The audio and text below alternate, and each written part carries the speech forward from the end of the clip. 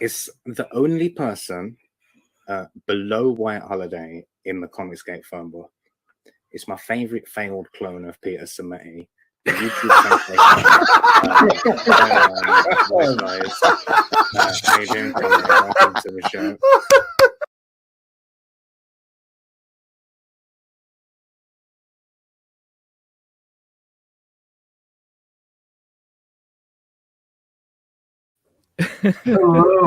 Hello. Welcome to WyzGyz Entertainment. This is your host, Wyman. And we are joined today by special guest LuciferStorm. How's it going? It's going good, man. How the devil art thou? Oh, good. I love that intro, by the way. I see it on so many of your videos, and every time it always gets me. It's my main thing. I'm trying to get a little more fancy so I can play with the big boys. But I have a blast hanging with the CG UK team. Yeah, they're good guys, man. They're really good guys. Indeed. So welcome to the channel. Thank you for having me. Oh, my pleasure. This is your very first time here. Yep. So welcome. How about, if you don't mind, taking a moment and share with us kind of like your early years, what you were into as a kid, and how that took you down a path where, whether it be education or just drawing on your own, or what led you to eventually getting to the point at which you're releasing your own crowdfunded book. Okay, well, origin story, if you will. Yeah, no problem. When I was young, I was a very sickly kid because I was a premature baby. I was born about 6 weeks early. So when I was like real young, I was always like getting a cold or an ear infection or something. So I spent a lot of time away from school. And when I was at school, like, if one of my friends was off sick, they would come back and be like, "Oh, my parents got me this get well gift." And one time, like, I was ill and I said to my parents, I was like, "Why don't you get me a get well gift?" like, why am I the only one missing out? And like, I didn't think at the time, because it'd be fucking expensive if they did that. And one day, like, my parents they just went out to get like the Sunday newspapers or whatever. And when they came back, they were like, "Okay, here's your get well gift." And they just they put down some comic books in front of me, and it was Spider-Man, Batman, Superman, Fantastic Four. And I just started looking at this stuff and I was like, this is incredible. And then like I would turn on the TV and there'd be like reruns of like the old 70s like Spider-Man TV show and some of the old Batman serials and stuff and the Adam West stuff. And that like really captured me. And it wasn't too long after that the Teenage Mutant Ninja Turtles cartoon came out. And I was like, okay, I'm in. I'm full blown in on this. I really liked that kind of stuff. And over here in the UK, especially in the South, that kind of stuff was kind of frowned upon by the other kids, and I just didn't care. I was like, yeah, you play football and shit like that. Well, I'll sit here and enjoy the cool stuff, So as time went on, I discovered some of the more mature titles that were out there. I was discovering stuff like Spawn and 2000 AD, and that eventually got me to a point where I was reading stuff like Preacher, and that was the kind of stuff that like really opened my eyes the most, because I was like, holy shit, you literally can do anything in comics. There are no limits. And like the family that I came from was quite a devout Christian family. So when I was young, there was a lot of, no, you can't watch these horror movies. You're not old enough. 2, blasphemous kind of thing. And that always made me go, okay, there's other ways that I can watch this stuff without so I'm going to do exactly that.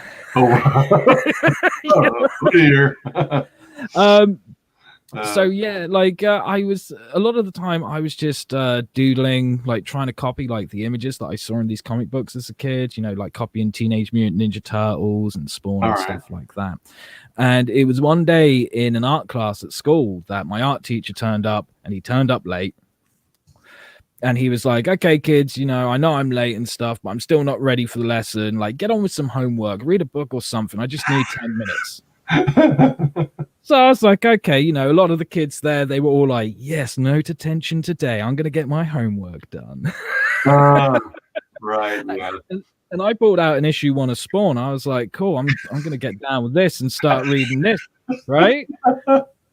And this teacher, like, whilst he's getting ready, he clocks me out of the corner of his eye, and he just stops what he's doing. He marches over and he rips that book out of my hand. And he's just like, comic books aren't art, and he tore it up in front of me. Oh, dang! Right, I was so furious, man, absolutely furious. And I was just like, you know what? If that's how you're gonna be, I want nothing to do with art. So I stepped away from it for a really long time. I still dabbled in like writing stories and like writing music and stuff like that. And, you know, I kept reading comics. I kept watching like TV shows and movies that I was really into. Even when my parents were like, you're 16, get rid of the fucking toys, would you? And I was like, no, ain't happening. Not for love nor money. That's still pretty young, 16. And when I got to, it must have been about 18. Yeah, I was about 18. And my dad had come home from the doctors, and he had been diagnosed with prostate cancer. Oh, damn. And he'd been told, you've got 6 weeks left to live. And it was, you know, it's a very hard thing at the time. And because of that, he decided to like leave my mother and stuff like that. You know, he had his reasons. It's too easy to sit there and say, well, that was a shit move, you know, but he had his reasons. He believed that he was doing the right thing. And my dad was a very stubborn guy, very stubborn, so stubborn that he was like, screw you. I don't have 6 weeks left to live. I've got 10 years. Well, yeah. So in 2010, when I turned 28, well, after I turned 28, that's when he finally gave up the ghost and died. And, you know, how many years later was that? Sorry? How much time had passed since the diagnosis? 10 years. Oh, 10 years. Yeah, so he really flipped the bird to the doctors on that one. He was like, screw you, I ain't going nowhere. And like during that time, the cancer had like moved to his lungs and his bowels and so much more. So it was a really hard battle for him. And it was around that time, like when he died, I discovered that I'd been left completely out of the will, absolutely nothing. And I was like, well, you know what? That's his decision. Who am I to like fault a dead man's decision or his last wishes kind of thing? Right. But I sat there and thought about it, and I thought to myself, you know what? I've spent like 10, 12 years rolling from dead end job to dead end job that I absolutely fucking hate. Right. This is the time that I need to realize life is way too short. What do I actually want to do? You know, and I thought to myself, well, I want to tell stories. That's something that I really love doing. I have a passion for it. And then I sat there and I was like, I got to be realistic with myself. Like my best option is probably comics, because that's something that I enjoy the most. You know, doing things like film. There's no hope in hell for me getting into the film industry. That's a real tough nut to crack and stuff. I was like, but you know what? I feel happy with doing comics. So I started speaking to friends who were interested in doing the art. And like, I realized very quickly I was serious and they weren't. You know, so I walked away from that and was like, it's time to pick up the pencil again, see how much I can remember, which was absolutely nothing. And I was like, okay, I need to teach myself to draw again. So I started doing that, and a couple of years later I put out my first book, Jericho, which was completely self-published, self-funded and everything. I went from convention to convention promoting that book, speaking with people. I ended up being on live radio. I ended up being in a zombie movie, playing myself as a zombie and stuff, which is cool. It was called Convention of the Dead, so there was all this Jericho stuff and like all my work up on the walls with the sets and stuff, and that was really cool, man. Talk about promotional material. Oh yeah, absolutely. And it was around that time that I was like, I've got so many ideas. Like, I need to start working with some other artists and stuff. I can't do this all on my own. So I ended up working with a guy on a book called Skin and Bones. And that book was about 2 superpowered serial killers looking for their missing gimp. It's such an easy book to sell to people at conventions, you know. Okay, yeah. And yeah, it was a weird little title, but people saw the funny side of it. And unfortunately, the artist that I was working with, he didn't finish the book, and because it was meant to be like a 3-issue miniseries, he did like 1 issue, and that was a great start. But then things went a bit downhill when all of a sudden I had people knocking on my door saying, "Hey, you owe us some money." And I was like, what the hell are you on about? Like, where's this coming from? And I found out that the artist had racked up some debt, but it was in my name. Oh, so I was like, oh, great. What's going to happen here? And because everything was so like close to the wire, these people who were coming to collect the money and all that, they were like, look, if you can't pay us the money, then in a few days, we're going to take stuff from you that we see as valuable, and we'll sell it on. And the first things they looked at were my characters and my work. And I was like, no, I don't want this shit to go anywhere. This is mine. So I had to go to an editor that I was working with, that I worked with on Jericho, and basically say, look, I'm going to get my solicitor in. They're going to transfer the rights of my characters to you so they can stay safe whilst I take this guy to court, which I did. I took the guy to court. I ended up sorting it out and everything.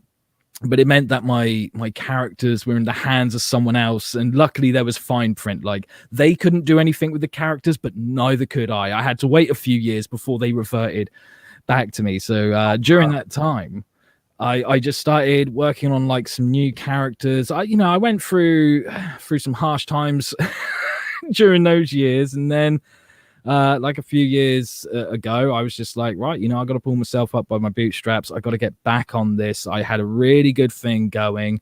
At the point of all this shit going down, like, I'd had a couple of people come to me saying, hey, look, we're interested in putting your work on the big screen. We want to turn a couple of your characters into movies and stuff like that, which was really nice. But, they wanted to really bastardize what I had done.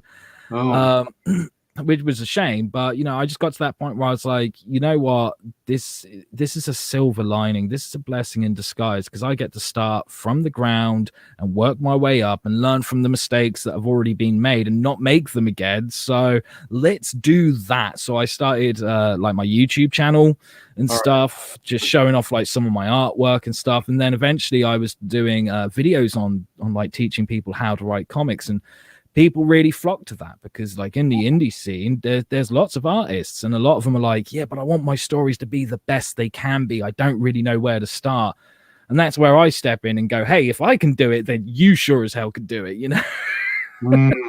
And that led me to going, yeah, well, I've done this for a couple of years now. Now's the time to like really get back on things. I've got my characters back, and I've got all these new characters. What book do I want to do to start with? And I've been playing with this Lady Satan character for a little while, and I thought to myself, you know what, it's about time that her story got told. So did they did the company that was talking about potentially making a movie a couple of your characters, were they from the Jericho story or from Lucifer? From Lady Satan. They were from the Jericho story. And what happened with that, this was literally leading up to the whole court thing, is they came to me and they were like, look, we want to try and turn this into a movie. We think there's potential here, because people are picking up the book and people are starting to talk about it. I'd already appeared on BBC Radio Solent to talk about Jericho and stuff. And at conventions, I was talking to like a lot of the people who were there as guests. Like one convention I was at, I was giving out issue 1s for free, and this guy came over and he was like, look, you gave my girlfriend an issue and she really likes it. How much for the rest? And I told this guy, and he was like, well, how about this? How about I buy those books off you, but I also give you an autograph? And I was like, okay, I'm not being funny, man. But I don't know who you are. And he was like, well, I'm the guy that voices Goku on Dragon Ball Z. I'm Sean Schemmel. And I was like, whoa, okay. So, there was like some bigger names that would like starting to like pick up the book and everything. And like the people who were coming to me and saying, hey, we want to make a movie out of this and stuff, they were all like, look, we appreciate that this is a very mature story. This isn't something for kids.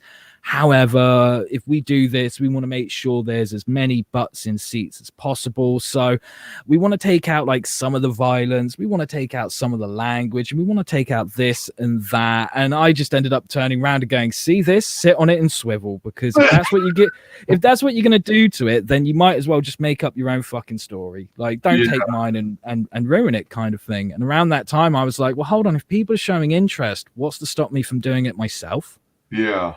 True. So I put money aside that I managed to get from the book sales and stuff, and said, okay, you know, it's a very small budget, but we can make an animation. We can do like an animated movie, do like an animated Jericho movie and stuff like that. So we actually started production on that. We had an animator from the BBC. We had a composer from Disney who was doing the music for it. We had actors from Hellraiser, Back to the Future, Game of Thrones, all different places coming in like to do the voice work and stuff. And then halfway through, this whole court thing happened, and I was like, shit, you know, I've just signed over rights to this. I can't do any more to the movie. I've just got to leave it. And unfortunately, the project got abandoned. But there's nothing to say that I can't go back to it now. Oh, man. So it was in progress, and you had the dang long lawsuit thing. When you signed over the rights to the editor, do you have the fine print in there because the rights on the characters being used for anything for 2 years specifically because you knew lawsuits were dragged out and really long? Yeah, basically. I knew that it was going to be a long time before there was any result, whether the result was in my favor or not. And I knew that during that time that, you know, my characters were vulnerable, and my characters to me are like kids. I don't have kids. You know, I'm a single guy. I've got no children, but these characters are my kids. They are my blood, sweat, and tears. And the best way I can describe it is, if I did have kids and someone came along and said, we're taking your kids away because we think you're a bad parent or whatever, it will suck. It will hurt, but at least I can hug those kids. I can't do that with my characters. You know, and that book, then you they're a waifu pillow or something. So yeah, I was like, I got to protect these characters the best that I can. You know, I can't just let them go just for the sake of, like, you know, someone trying to fuck me over or whatever. So that was the first thing I thought of, was like, right, get to my solicitor, make sure that there's fine print. You know, this involves not just the comic side of things, but novels, TV, computer games, movies, all those rights for each one of my characters. And at the time, that was quite a large stable of characters. We're looking at about 30-40 different characters. Damn. And signing them over to an editor who I trusted and just saying, these are now yours. You can't do anything with them, but neither can I. They are just in your hands so that no one can take them away from you. And then in about 5 years' time, they're coming back to me. About 5 years, not 2 years. Okay. Yeah. And did it turn out your editor was a stand-up person and yes, trustworthy and all that? Oh, absolutely. In every single way. They fully understood where I was coming from, and they left it well the hell alone. They did not do anything with it. They didn't grumble when it all reverted back to me. They did exactly what I wanted them to do. They protected those characters until they were time to come back to me. Oh, good deal. Welcome, Tony Wiggins. He says, my main man, Tony, how the devil art thou? Yeah, so that's pretty trippy. And I take it you also had to work with lawyers to secure the rights to all your characters and all those different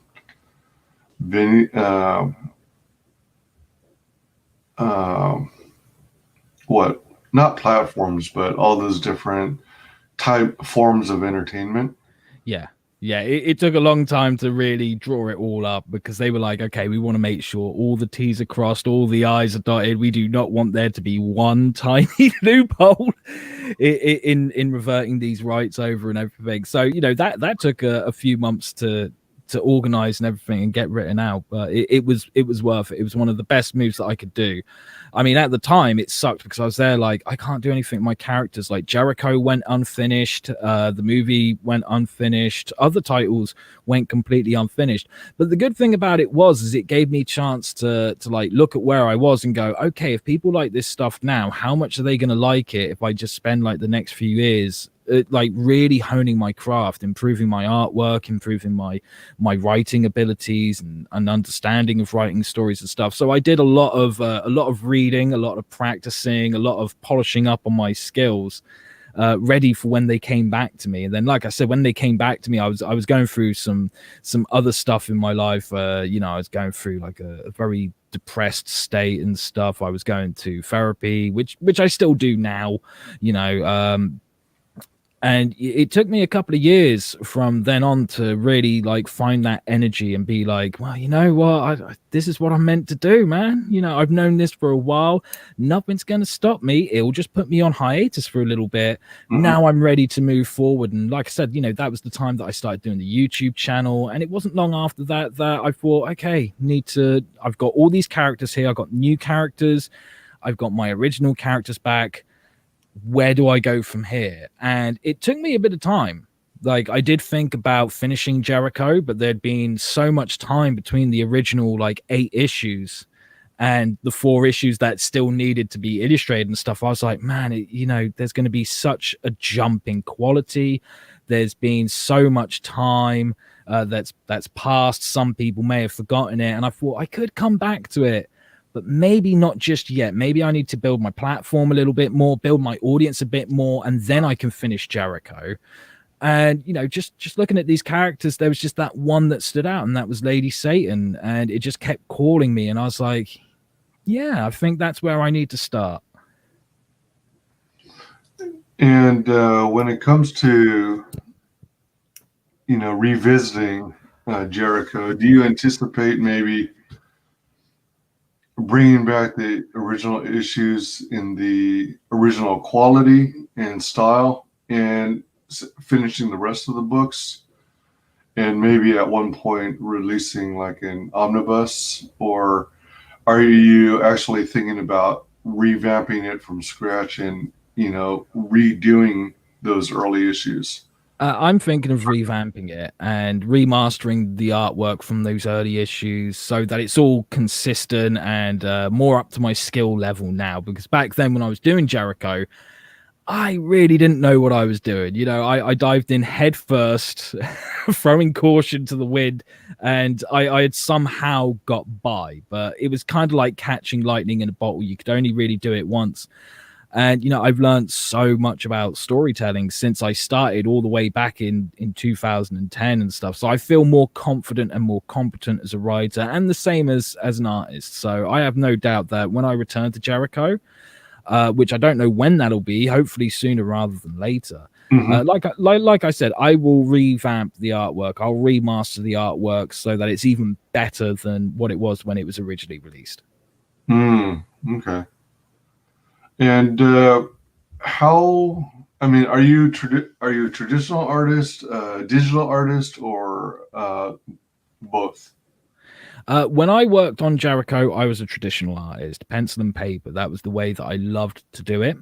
I used to be very against digital art, not other people doing it, but just for myself. I just didn't get along with it. And then whilst I was working on, like, I think it was issue 7 or 8 of Jericho, I thought to myself, you know what, it would be better if I started doing digital inks at least. So I started getting into that, and I was like, oh, this digital side, it isn't too bad. And then before I knew it, I was drawing everything digitally.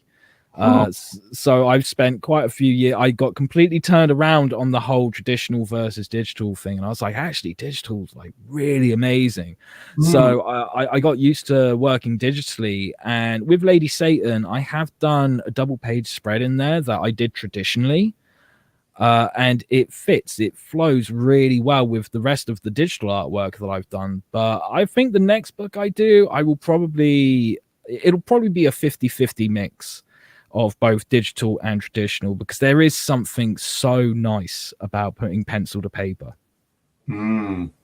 Cool. Welcome, Joe Frago. Hey, Joe Froggo. Off work and slamming some cheap wine. Nice. This wine sucks. That's unfortunate. I mean, it's one thing to drink cheap wine, but if it also sucks at the same time, that's yeah. Oh man, that's like a double whammy. Oh my gosh. Since there was initial interest in turning some of your characters into like movies, have you maintained any of those relationships with those people who are looking to be involved? not really.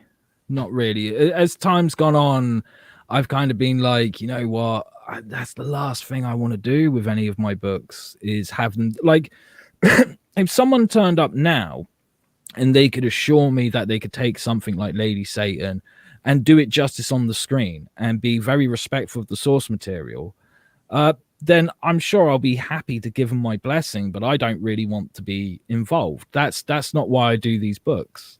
Mm-hmm. You know, I do these books because I've got stories that I want to tell, and I feel that comics is the best medium that I can tell them in, you know. So but if it was similar to before where they're like, okay, well, we want to take this out and we want to change this and stuff, then they will get the same response that I gave the other people. They'll get a middle finger and told to swivel.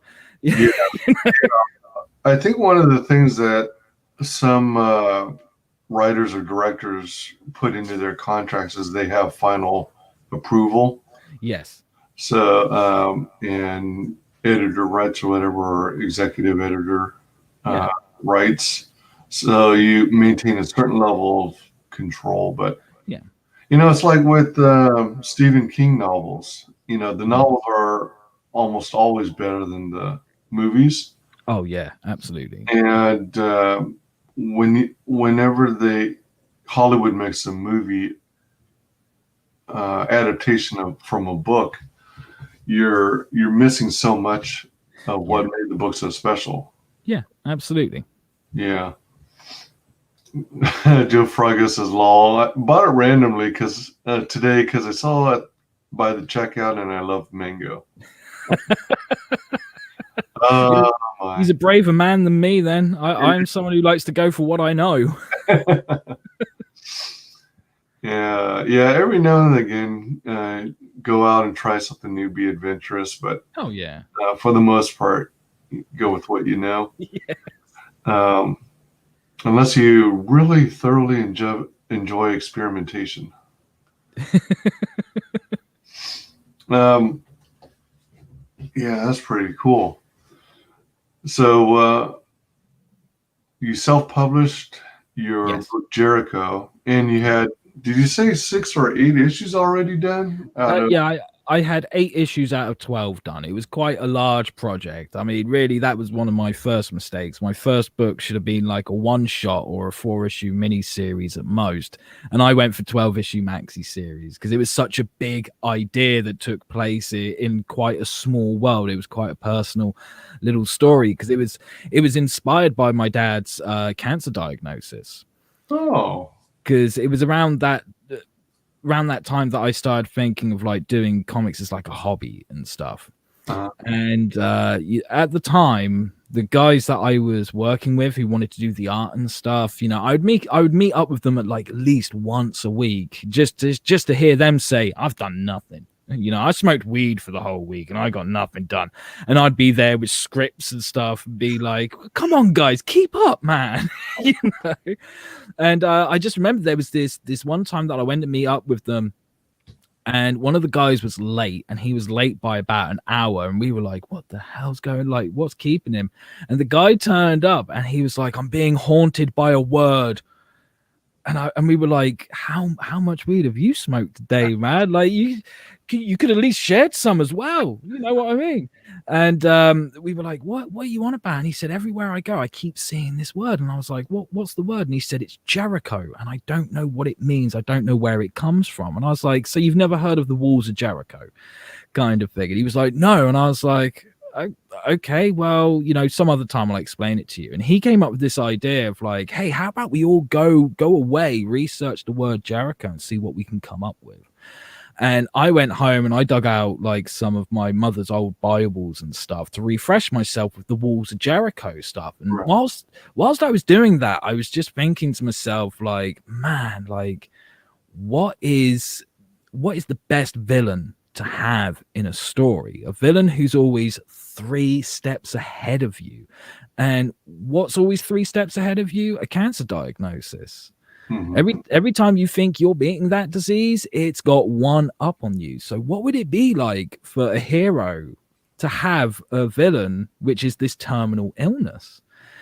And Cool. I was thinking about that, rereading like the whole Walls of Jericho stuff, and then just slowly this character came together and this concept came together about this girl who wanted to like try and create an alternative to chemotherapy by using like acoustics, basically using an ultrasound glove to try and use that as a way of as an alternative to chemotherapy, and how this glove accidentally became a weapon and that other people were getting hold of this weapon, and she was like, no, I want this to be used for good.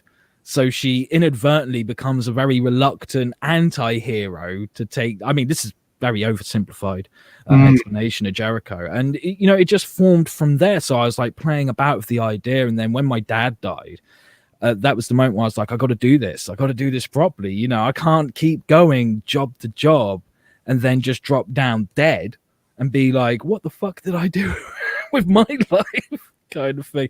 So I dug out like all the old sketches and like the notes and stuff and just started putting it together. And at the time I was like, this is the best way to honor my dad's memory, considering the battle he had gone through. So that was the book that I started with. And like I said, it was catching lightning in a bottle.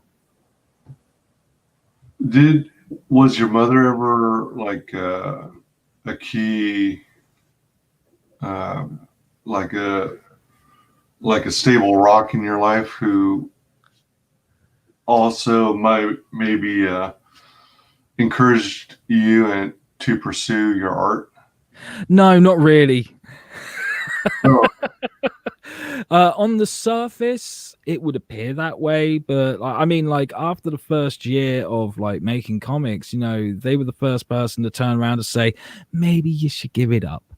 Maybe you should put a nail in it because I don't think it's really working out. And my response was, no, not happening. And I just kept going. And it, like, even now, sometimes she'll be like, is it really going anywhere? And I'm like, you know what? Let me worry about that, okay? Let me you worry about your shit. Let me worry about my shit. At least you two are still staying in touch. Oh yeah, absolutely. Yeah, at least you still got family and stuff. Yeah, that's cool. Yeah.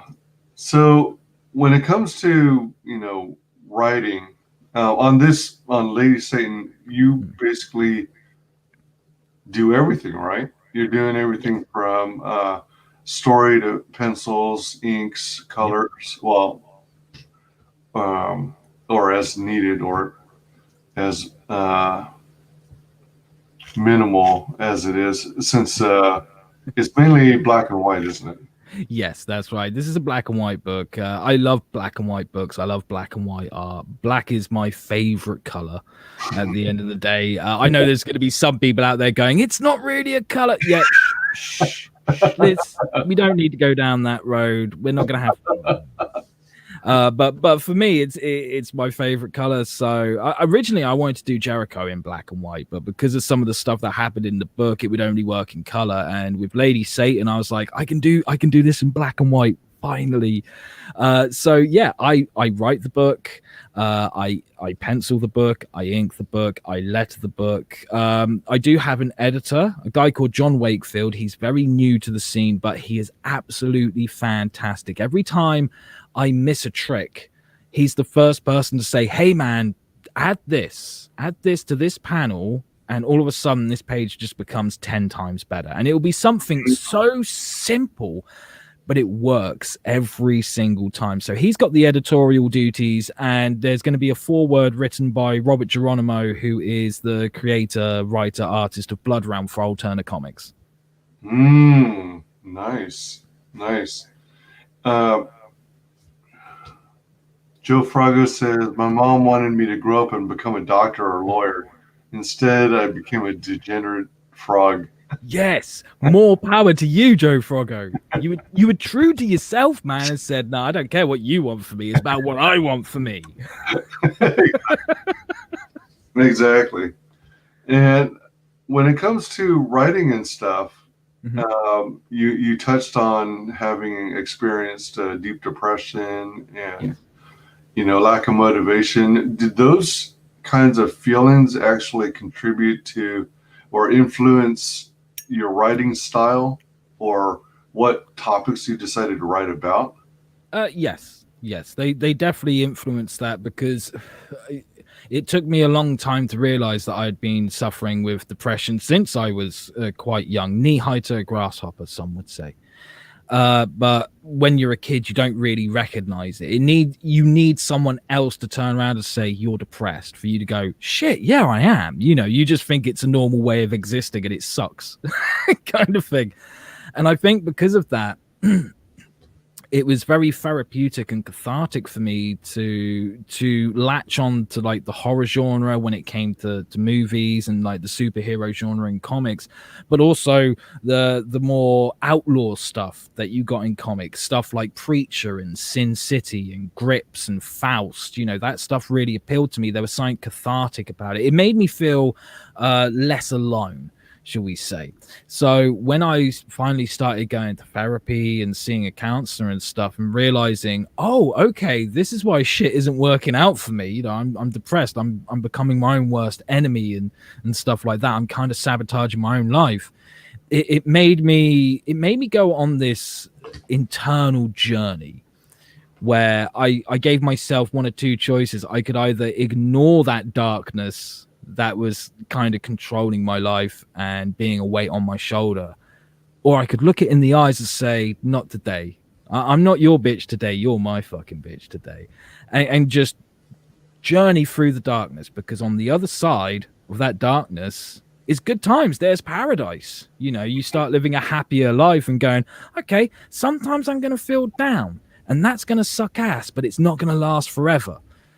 So you've got that bit more control over it, and that made me feel like I didn't need permission from anyone to tell the stories that I wanted to tell, because beforehand it was like, I want to tell these stories that deal with people who, they've gone through some shit, they've gone through trauma, and how they deal with it. But people might not like that, because I might end up being that guy who goes to the bar and people go, hey, how you doing? I go, well, not too good, to be honest with you. And then they go, oh man, this guy's depressing. Let's leave him at the bar and go party with these chicks. I didn't want to be that guy. I was worried that's what it would be like if I told those stories. And then I realized that it was like, no, I got the permission. I don't need permission from anyone else. And it doesn't matter if there's a couple of people who read this stuff and go, man, this is weird, or it's disturbing, or it's dark and depressing. It just means that it's not for them. Yeah. And like I said, it's very therapeutic for me. And it doesn't mean that they're bad stories or anything like that. So it did end up influencing my writing a hell of a lot, where I just became a bit more, I started saying, okay, I'm sitting down to write this story. The gloves are off. I'm not holding back. Because whilst one guy is going to look at it and be like, man, this does not speak to me, there's going to be someone else out there who does read it and say, shit, this speaks to me. This actually makes me feel better because I'm not alone. Yeah, absolutely. So you've got a YouTube channel, as you mentioned before. Yep. And that's quite impressive. You're over 2,000 subs already. Yeah, thank you very much, man. It's taken a bit of time to get there, but so worth it. So do you have any tips or tricks for up and coming YouTubers and creators for building a following? Just stick to it. It's going to seem real tough. First 3 years of working on this channel, I got to 300-400 subscribers. It seemed like a real slog. It seemed like I was getting nowhere, but I just stuck with it. And I kept looking at my own videos and saying, okay, the sound sucks on that one. How can I improve the sound on that one?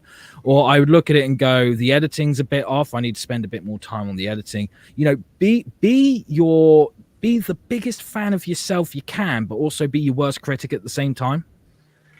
So you are pulling yourself up on stuff and going, okay, you can do better. You know you can do better, kind of thing. Experiment a little and just stick to it. Keep uploading, keep making those videos, because once you hit that 1,000 mark, it will take a few years to get there. For some people, it will take a few months.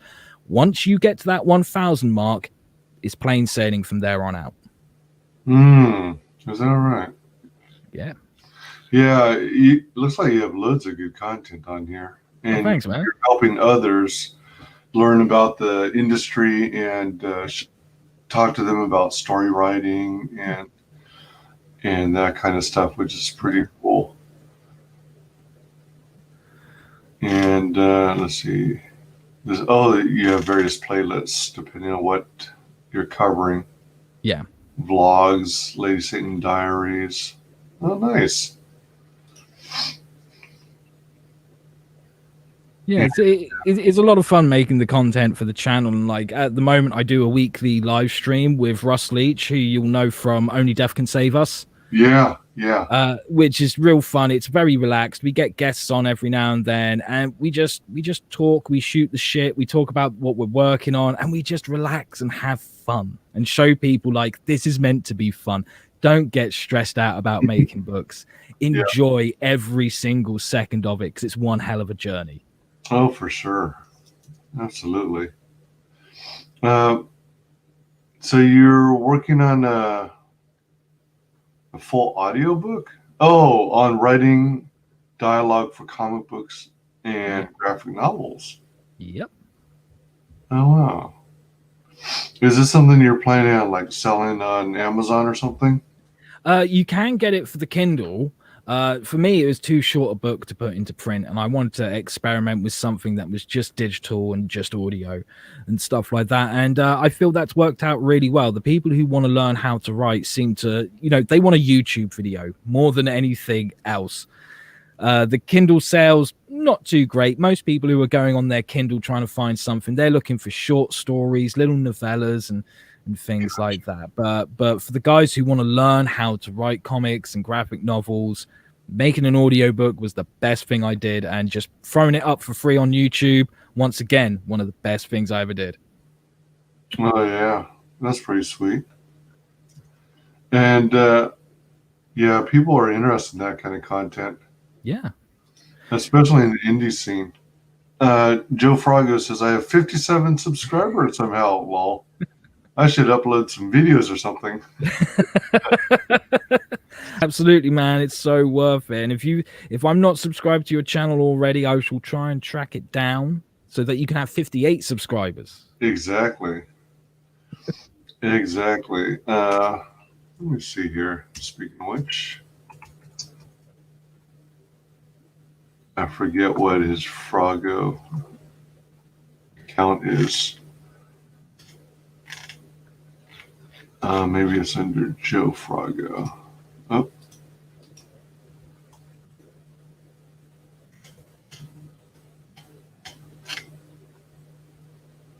Joe. Oh, here he is. There it is. Let me drop the link here for Joe Frago's. Yeah, start building that man some subscribers. Indeed. And then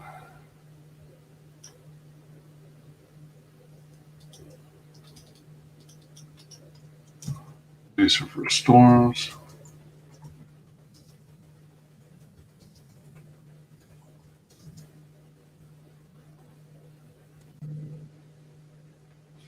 Pretty sweet. And then you've got Lady Satan. Yes.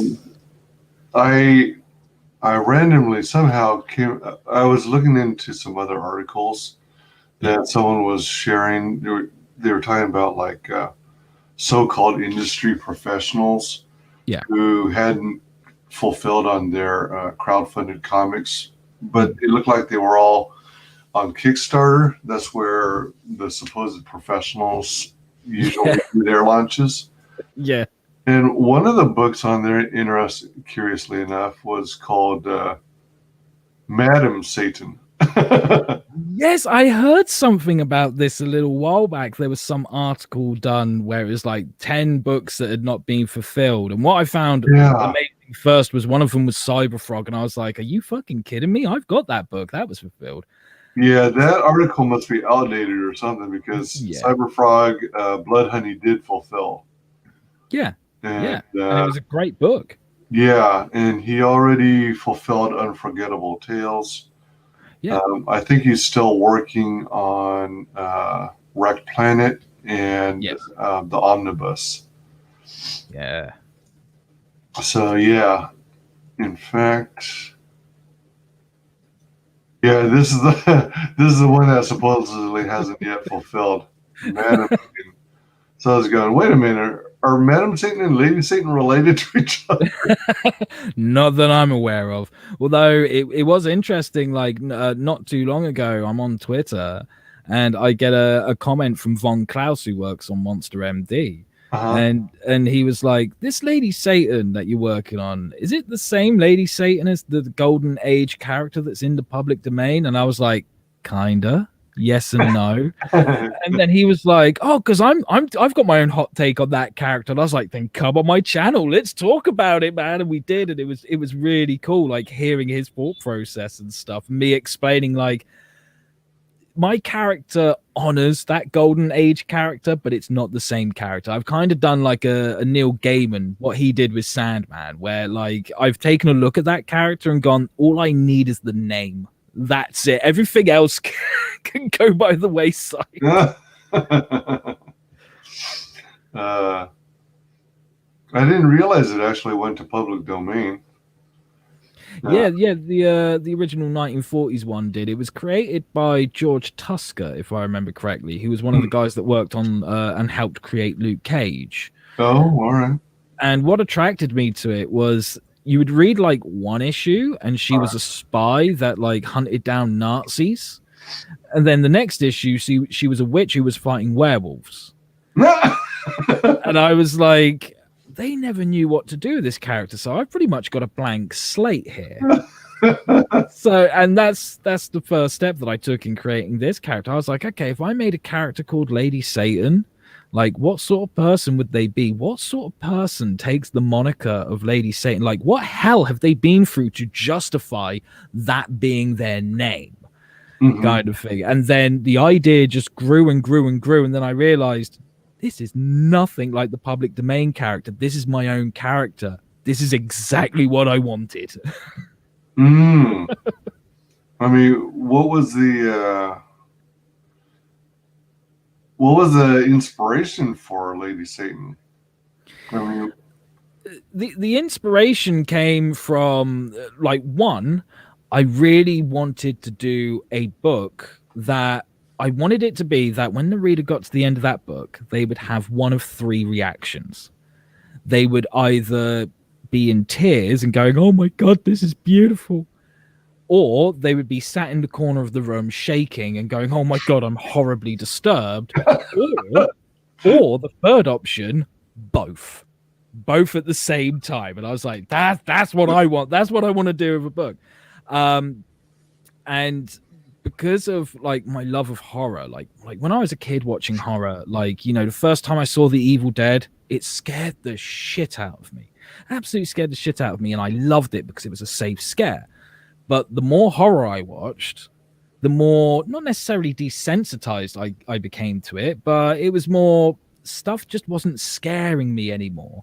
And I wanted to have that scare again.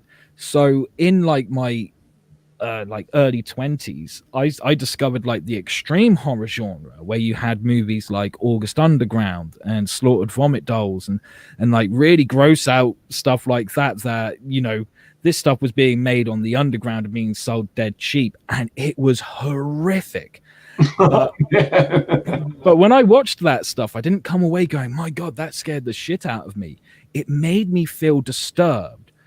And once again, it was in such a safe way. So that became like an inspiration for the storytelling of this book. I was like, you know what? If I've got to go through that shit, I want someone else to join me.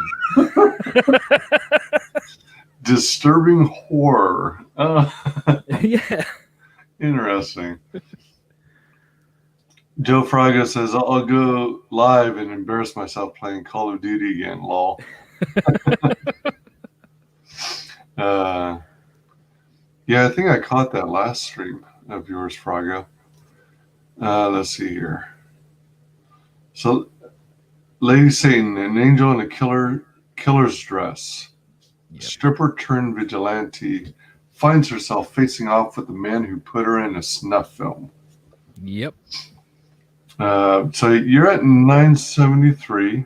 You've got a fixed goal 2717. Now, I presume it came out this way because it's UK. Yes. Yes. In UK money, it would be 2,000. 2,000. Okay. Yeah. All right. And you opted for the fixed goal. What was the reason behind choosing the fixed goal?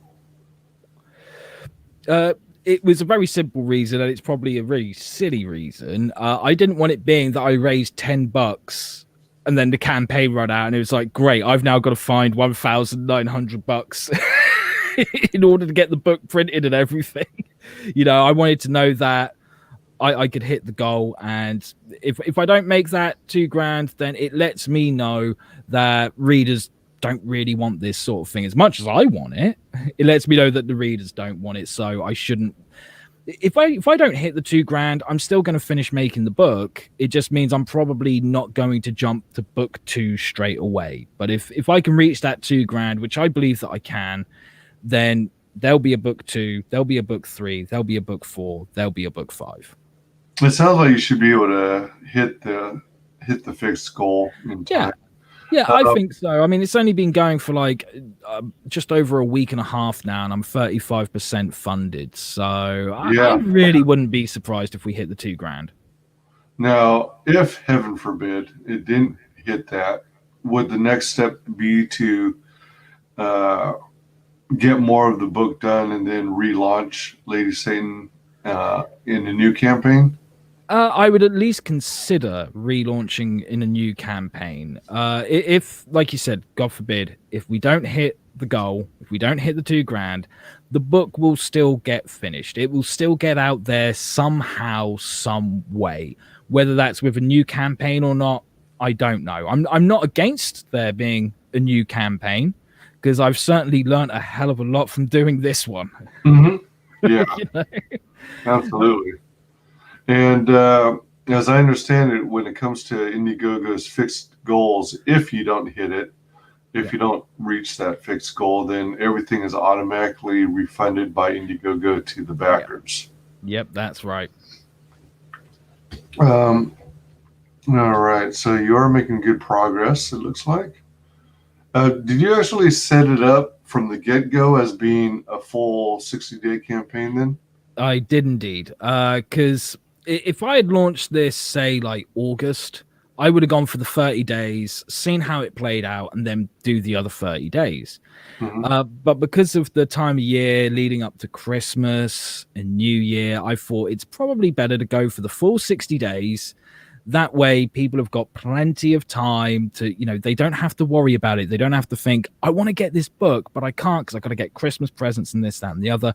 They can still get their Christmas presents. And then once they've got all that over and done with, they can look at whatever money they've got left and go, okay, I'll get the digital edition or the soft cover edition. Okay. Yeah, that's thoughtful. So you got 16 backers and 35% funded, as you mentioned, out of 2717 USD, or the fixed goal in British pounds is 2,000. Yep. Let's check out this promo video here. Oh, yes, please.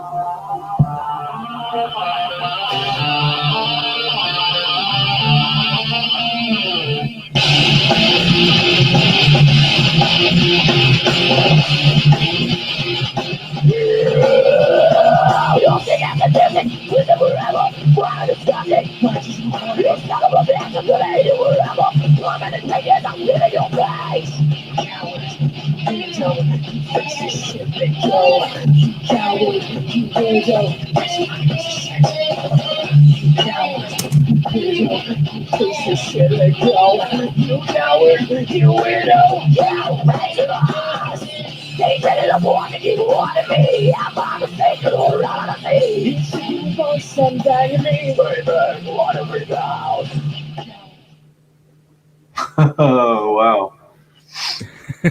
So is that classified as heavy metal or hard metal or? Yeah, I'd call it heavy metal. Some people would call it alternative metal. Anything goes, really. Oh, okay. Now, did you sing that or? Yes. I used to be in a band many years ago. We were called Abuse. We did gigs for like 4 years. We spent 6 months in the studio recording our first 10-track album. And the song you just heard was the very first song that we wrote, but it was also our most popular song whenever we played gigs. And we would play with bands like Breed 77 and Skin Dread and Murder One. And it was the song that always got people going. If we didn't play that song, all of a sudden people would be like, no, you're coming back. You're playing that song. Did you often save it as the encore song? Yes, we would. We would often save it as the encore song. And when it came to recording the album, which was called Based on a True Story, we knew straight away we need to make that the opening track of the album. If that's the one that everyone loves, then that's the one that needs to be the opening song to it all. And we recorded that back in 2005. So, we split up in about 2006, 2007. When it came to doing the trailer, I was looking for music that I could use, that I wouldn't have to ask for permission. I didn't want to use like royalty-free stuff that everyone would be like, hey, I heard that on like a PewDiePie video or something, And I just started looking through my music and I was like, I don't need to ask anyone permission for this. I've still got the rights to this song. Let's see what it looks like. And it just worked. I was like, it's almost as if it was made for this book just 10 years prior, So since you were part of a band, do all of you have the same rights to use the music in different ventures? Yeah, pretty much. Cool. Right. And because I've had so many people who like they've seen that trailer and they've walked away going, there's something about that song. That song's really catchy. Like earlier today, I put it up on the Lady Satan website as a free download, like a little extra for anyone that's backed the book or hasn't backed the book, as the case may be. If they like the song, they can go over there, go to the extras tab, and they'll find it and they can download it and enjoy it as much as they like. All right.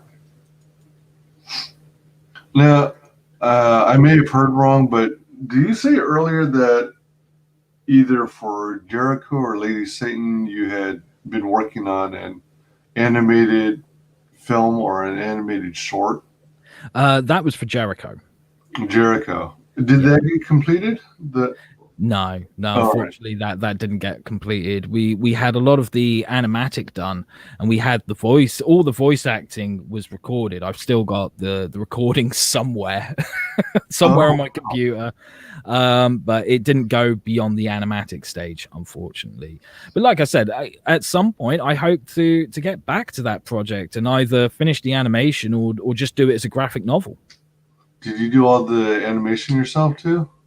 No, I had help with an animator called Will who had done animation for the BBC. Oh, all right. Cool. But that animated piece hasn't in part been anywhere on the internet, right? Not that I'm aware of. Gotcha. Angel in a Killer's Dress. I think I saw on your Facebook post that there were some comments saying that you've been catching flack because people are complaining that she's not wearing a dress. Yes, that's right. I mean, some people have made that comment in jest. It's a joke. And, that's fine. That's fun. I'm okay with that. I laugh with them because it is funny when they point it out. But I have also had quite a few people messaging me, mainly today, saying that's false advertisement because she's not actually wearing a dress on the cover.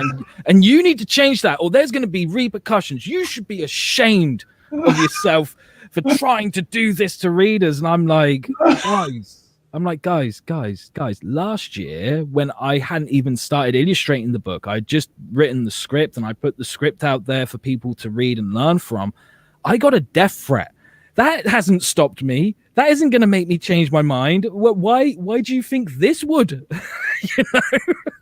A death threat just simply for sharing a script? Yeah, because they just found the whole thing utterly offensive. Apparently it was immoral, and that if I continued with the book, I would lose my life. So them threatening to kill you was not offensive. No, not really. Not really. I mean, like when I was in my band, we did this one gig where we had a new song, and I thought, you know what, people are gonna love it. Let's do this song. So we did the song, and when I came off stage, most of the crowd loved it, but one person didn't. And they took me to one side and they were like, you better not play that song again or else. And I told them to go fuck themselves. And as I walked away from the guy, he ended up punching me in the back of the head. Oh, damn. Yeah. So, like, if that's not going to stop me from singing a song, a death threat's not going to stop me from making a book. And comments, messages saying, this is false advertising. It's not going to change a damn thing. Right, the most it's going to do is it's going to make me go, you're right, I'll redraw the cover so she's wearing nothing. You know? Oh my gosh. That's wild. In this image, it looks like the book is already done. Are you already done with the entire book, or are you still working on it? I'm still working on it. I'm going to be working on it for a few months still. It's about 1/3 of the way done. I'm getting ever closer to the halfway mark, which is really nice. This is a very big project for me because apparently I'm a glutton for punishment in that. Yeah, I was going to say, because I think I read in the trailer it's over 100 pages long. Over 130 pages long. 130. What made you pick 130? Well, excuse me. Interestingly enough, the script dictated that it would be 80 pages long, which I thought, you know, that's quite manageable. That's quite doable. I can get away with that. And then as I started working on the artwork, there were certain panels where I was like, that's a great reveal as a panel, but it'd be even better if it was a double page spread. So like I would take one panel out, do it as a double page spread, and then try and fill in the gaps and go, okay, it still flows, it still makes sense, it's still enjoyable. And then I realized there was this big hole in the story, because in the first draft, I had this little kind of like side adventure that she went on very quickly that involved a serial killer. And I took it out from the first draft because I thought that's fat. It doesn't need to be there. Stay focused on stuff. Right. And then when I started illustrating, I was like, it just leaves this massive hole. So I need to bring that and put it back in.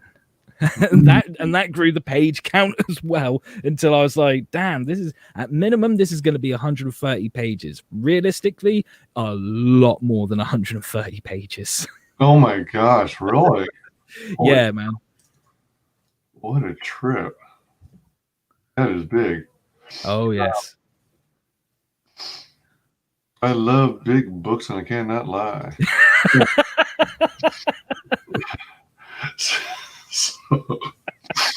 I should have used that for the trailer.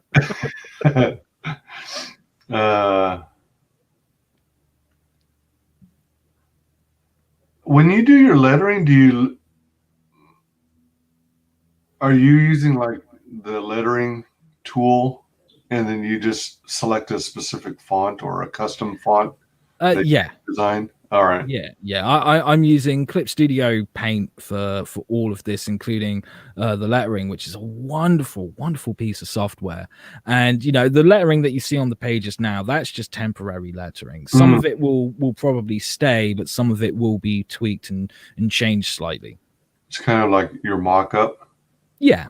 All right.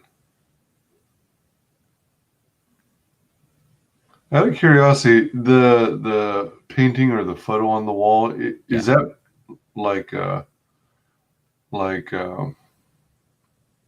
is that hand drawn, or is it like a photograph that you use as reference and then you applied like a negative filter on it? It's hand drawn. Oh, Cool. It's something that I had hand drawn a couple of years back, just doing like a noir style portrait of an old 1940s actress, Jean Tierney. And when it came to like drawing this background and stuff, I was like, something needs to go in that picture frame. I know, I'll go through my old stuff. Yes, this will work.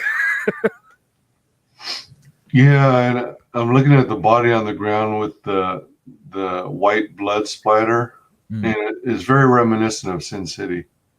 Yes, I get a lot of people saying that it's very Sin City like, and Sin City did play a little bit of an influence on the art style of this book, as well as many other books.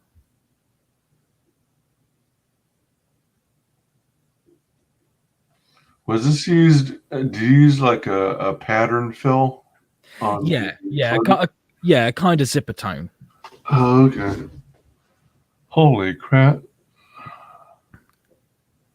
Am I seeing things, or is this person missing fingers?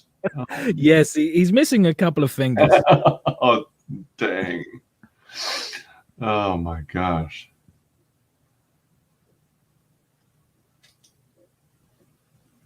Wow. And all the artwork that you see on the campaign, this story is told in a 5-act structure. 5 acts. And all the artwork that you're seeing on this campaign is from Act 1. Oh my gosh. So I take it you wrote out the entire script. Is this kind of what you'd consider a one and done? Or is this literally just volume 1 in a 5-volume series or something to that effect? I consider this volume 1 in a 5-volume series. However, it is still a standalone story. Ah, okay. So you can read the whole thing. You will be like, okay, I got a complete story out of this. This is fucking awesome. But there's also the option to go further. Should it do well? Should enough people want to see book 2? Which I've already got books 2 to 5 planned out completely. Oh man. So before you start on the artwork on book 1, did you have the script more or less fully fleshed out for the entire book? And then are you the type of person who does like thumbnails or what's that other term that like animators use, where you have the smaller quick sketches that show the basic movement, the source lighting, the do you mean like kind of like keyframes? Yeah.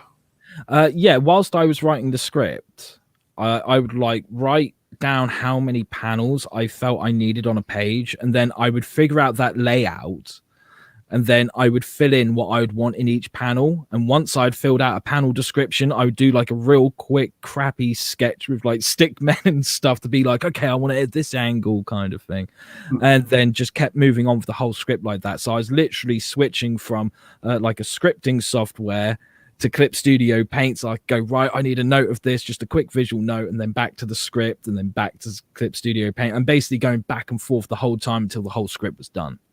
Oh, wow. So you actually are using script software as well? Yes. You're not doing this like on a notepad, jotting down? Well, when I'm developing a story, I tend to use journals and notepads and loose leaf paper, and just figuring out the plot, the beats of the character arc, what beats I want to come first, kind of thing, and getting that all sorted out. I do all of that by hand. And once I've got that all figured out, and it gets very detailed, I end up filling up like 2 or 3 journals with all the notes and the beats and everything. And then that's when I go to the scripting, which is all done on the computer. Gotcha. So we're looking at 150 plus pages, 130 page story. So if black and white, all right. So the fan art section is roughly 20 pages, it looks like. Yeah, roughly. So you're going to have both soft cover and hardcover editions. Yes. So with the book that thick, do you use a method like perfect bound, or would it be saddle stitched? With the soft cover, it would be perfect bound, and with the hard cover, it would be sewn. So it's still like a hard case cover, a bookcase cover, but the interiors will be sewn together rather than glued together. Oh, wow. I didn't realize you could do perfect bound with that many pages. I was surprised myself. That's pretty sweet. This is really cool. There's your pitch. Lady Satan, Angel in a Killer's Dress, Dark Tale Revenge that takes elements of both the horror and thriller genre and blends them with a noir aesthetic and a character-driven story that'll take you through a personal journey of darkness and vengeance. All right, so some of the pages from the book. If it's not a spoiler,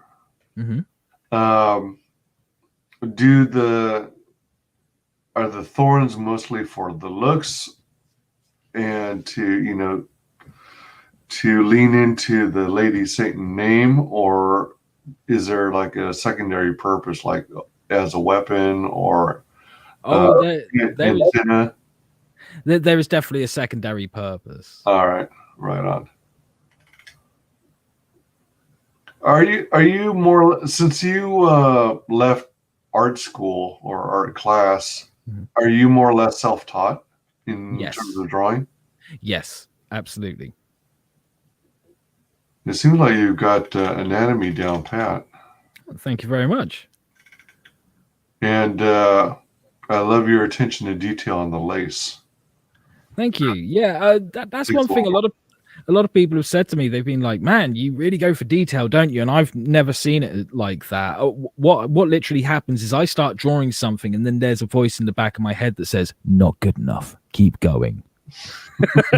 And I listen to it. Yeah, that's cool.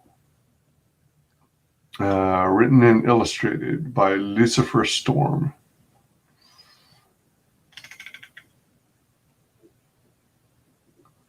Yeah, that's pretty cool. Thank you.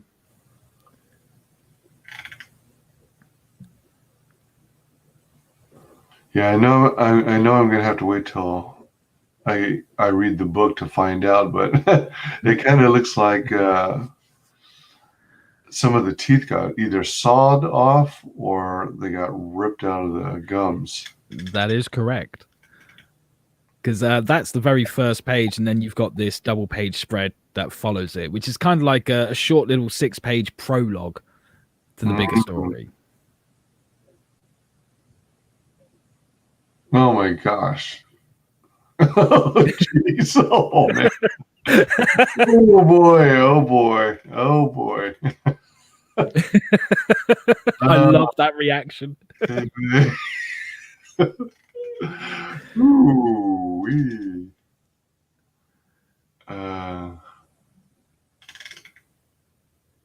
And Lady Satan, she's actually part of the Jericho universe, right? No, she's in her own little universe. Oh, okay. Because I mean, I get it. People do like shared universes and stuff, and that's great. But personally, I feel that with a character like Lady Satan, if I had another character in there like Jericho, it makes Lady Satan less special. Oh, all right. So I thought she needs to be in her own little universe. Fair enough.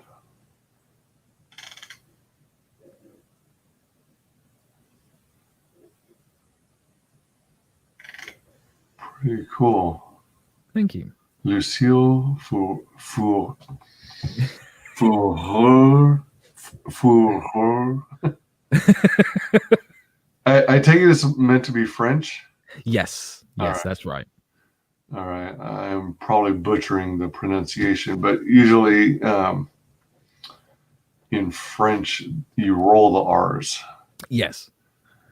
Stripper turned vigilante from France, find herself on British soil. Traveled from town to town, taking down criminals in the hopes that she'll one day find the man responsible for her past ordeal. Left her with PTSD and PGAD. Oh. All right? Is PGAD that disorder where you're like constantly orgasming?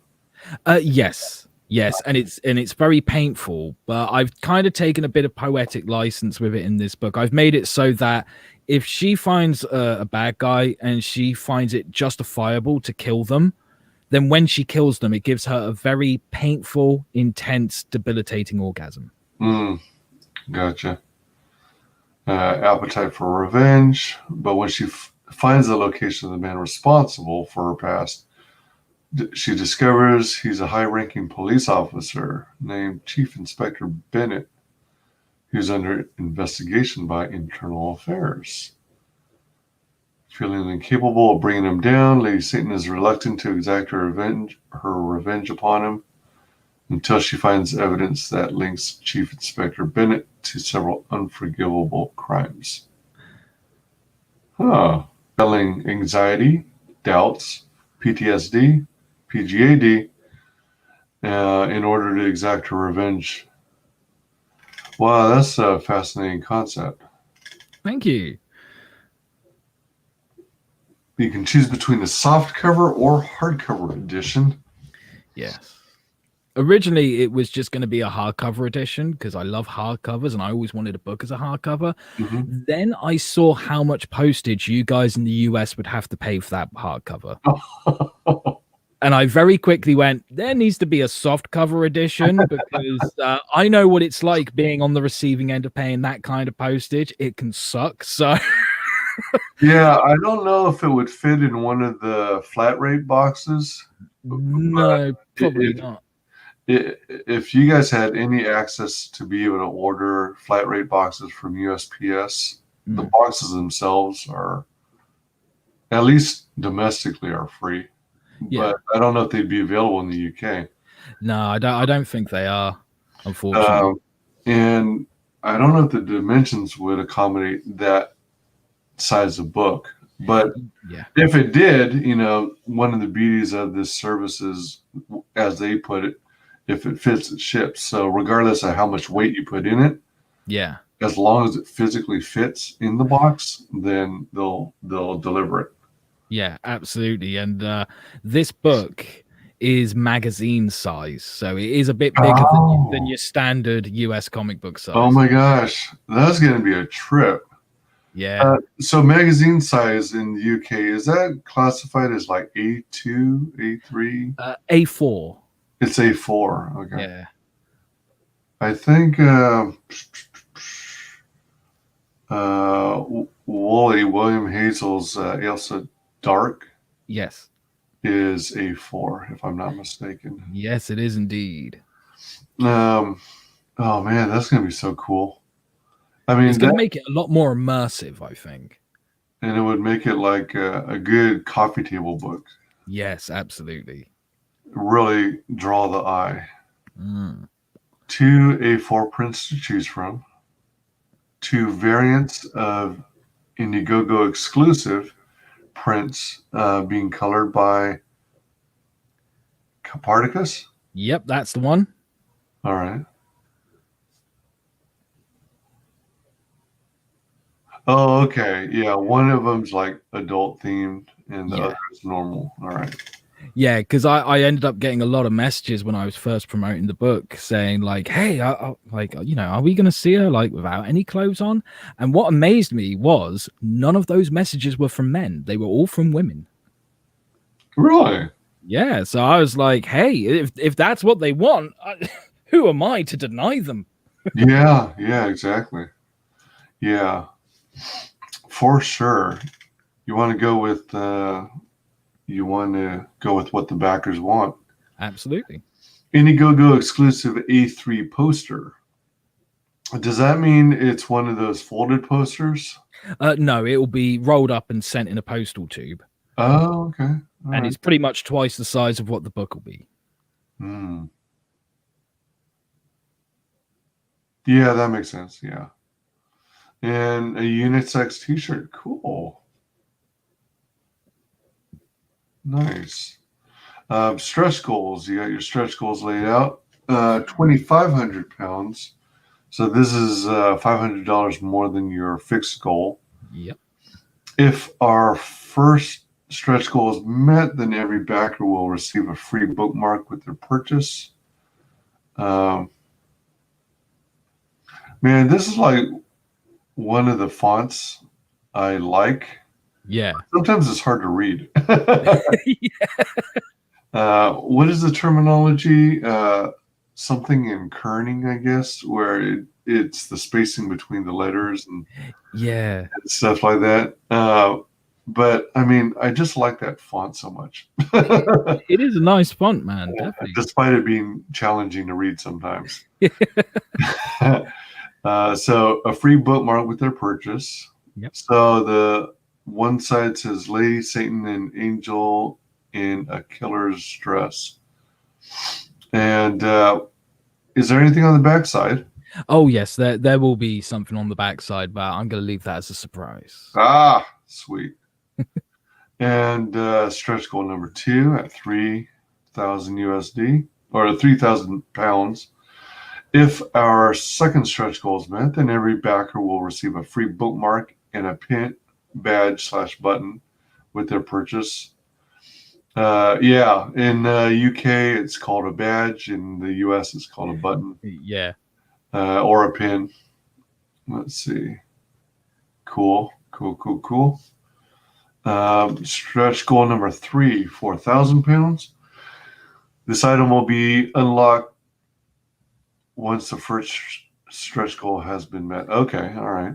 Yeah, so I'm going to keep a few surprises in the campaign. One thing that I probably could have made clearer is that it doesn't matter what perk you pick. You could literally come along and be like, you know what, I'm just going to donate $5. I don't actually want the book, but I want to help out. If you do that, you get credit in the book. Every backer, regardless of their perk, will receive credit in the book as someone who's a producer on the book. Oh, wow. That's impressive. That's pretty sweet. Welcome, Silvar Ogre. There's a soft cover plus t-shirt tier, but no hardcover plus t-shirt tier. Yes, unfortunately, that is the case because the hardcover is going to be limited. However, I have had some people get in touch with me saying, look, I want the shirt, but I also want the hardcover. So if you get in touch with me, it's not my fault if the hardcover accidentally gets put in instead of the soft cover. I mean, because you know what, I've hardly had, like, there's been a few people who've bought the soft cover, but not many. Everyone's like, I really want the hardcover, and I get it. I so understand. If I get more and more people say that, then I will sort something out for everyone. Yeah.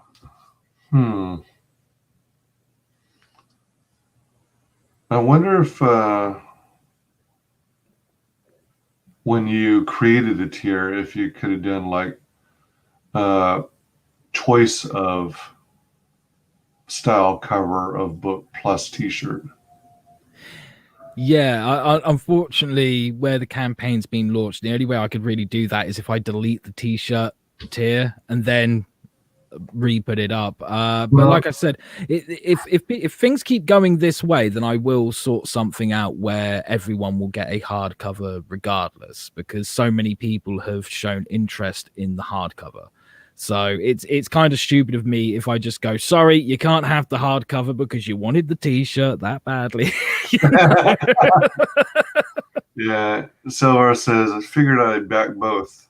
Hey, if that's what you want to do, man, I won't stop you. But like I said, I fully get it. The shipping can be expensive. Where this is quite a large book, it's not exactly cheap. So I will help people out where I can. I've had people message from Europe who are like, hey, I can't use Indiegogo in the country that I'm in. And I've said to them, don't worry about it. I've got you covered. I will figure something out. Because if people want this book, then I will do what I can to put that book in their hands. Yeah. I mean, some creators make arrangements like they work with PayPal, or Cash App or what have you. Yeah. And we'll be looking into the perks of the tiers shortly. And but just off the top of my head, like you said, if if you were to add any edits, I mean, you could add an additional perk. Yeah. Well, I believe you should be able to add an additional perk that's hardcover plus T-shirt if you wanted to go that route.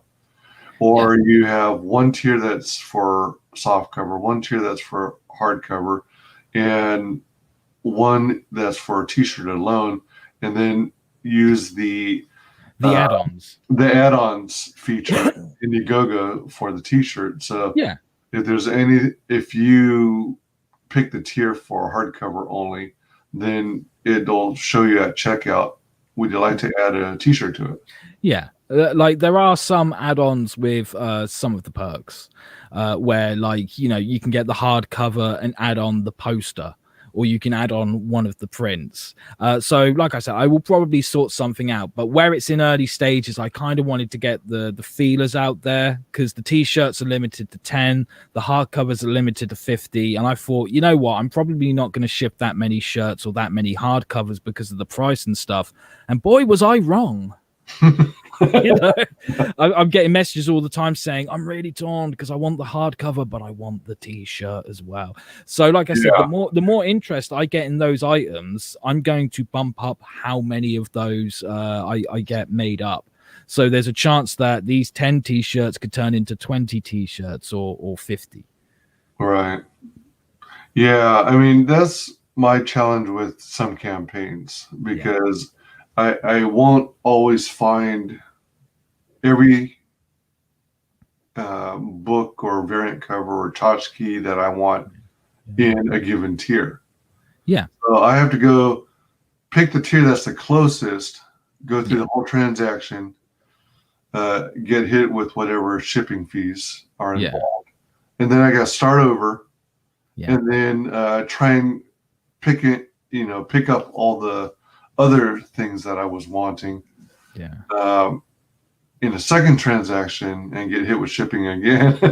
In some cases do the whole process a third time. Well, I mean, originally what I was going to do is I was going to have one tier that's a soft cover, one hard cover, one for print A, one for print B, so that people could kind of like make their own tiers. And then it just became too confusing. So I was like, okay, let's just stick with this, and this.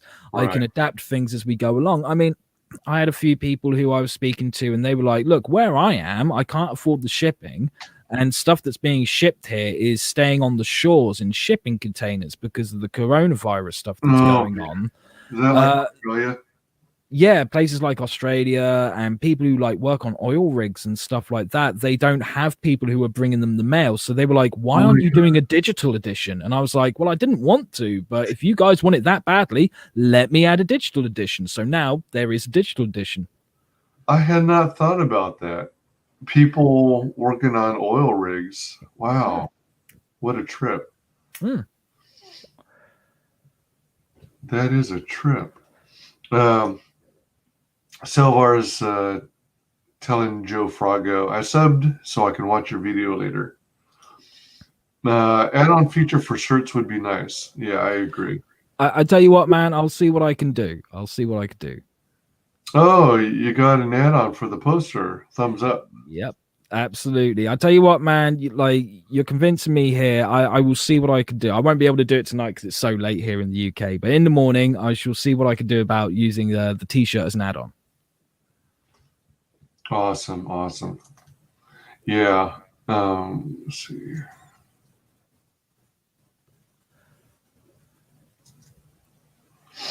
And let's see here. All right, so stretch goal number 3, which is at the 4,000 pound mark. It'll be unlocked once the first stretch goal has been met. Yes. So we are getting, we're going to get there for sure. Oh, yes. The team. Mysterious look. So this was a logo for Preacher, huh? Yes, I loved the book and I loved the show. I didn't think I was going to like the show, and then I watched that first episode and I was like, sold. I'm in. You blew up Tom Cruise. I'm all for this.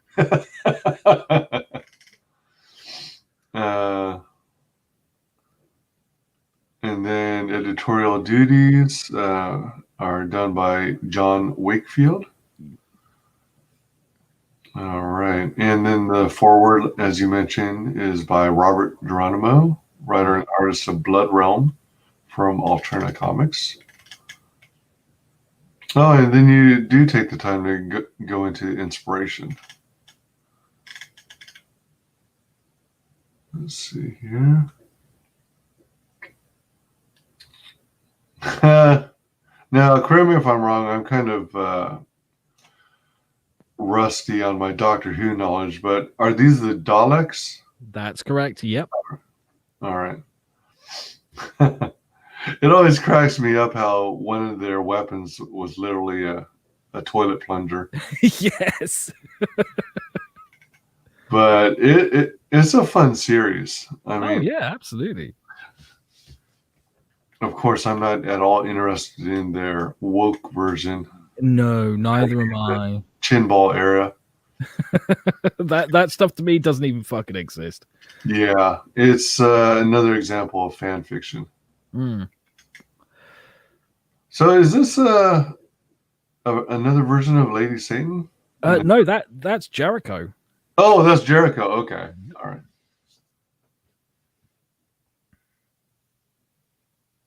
Are you using kind of like an airbrush style to your colors? Yeah, a little bit. Because when I do colors, I tend to switch over to Photoshop. Like, I'm not a colorist. What colorists have to do, that's a whole different art form. I'm nowhere near what they can do. But I like to dabble every now and then.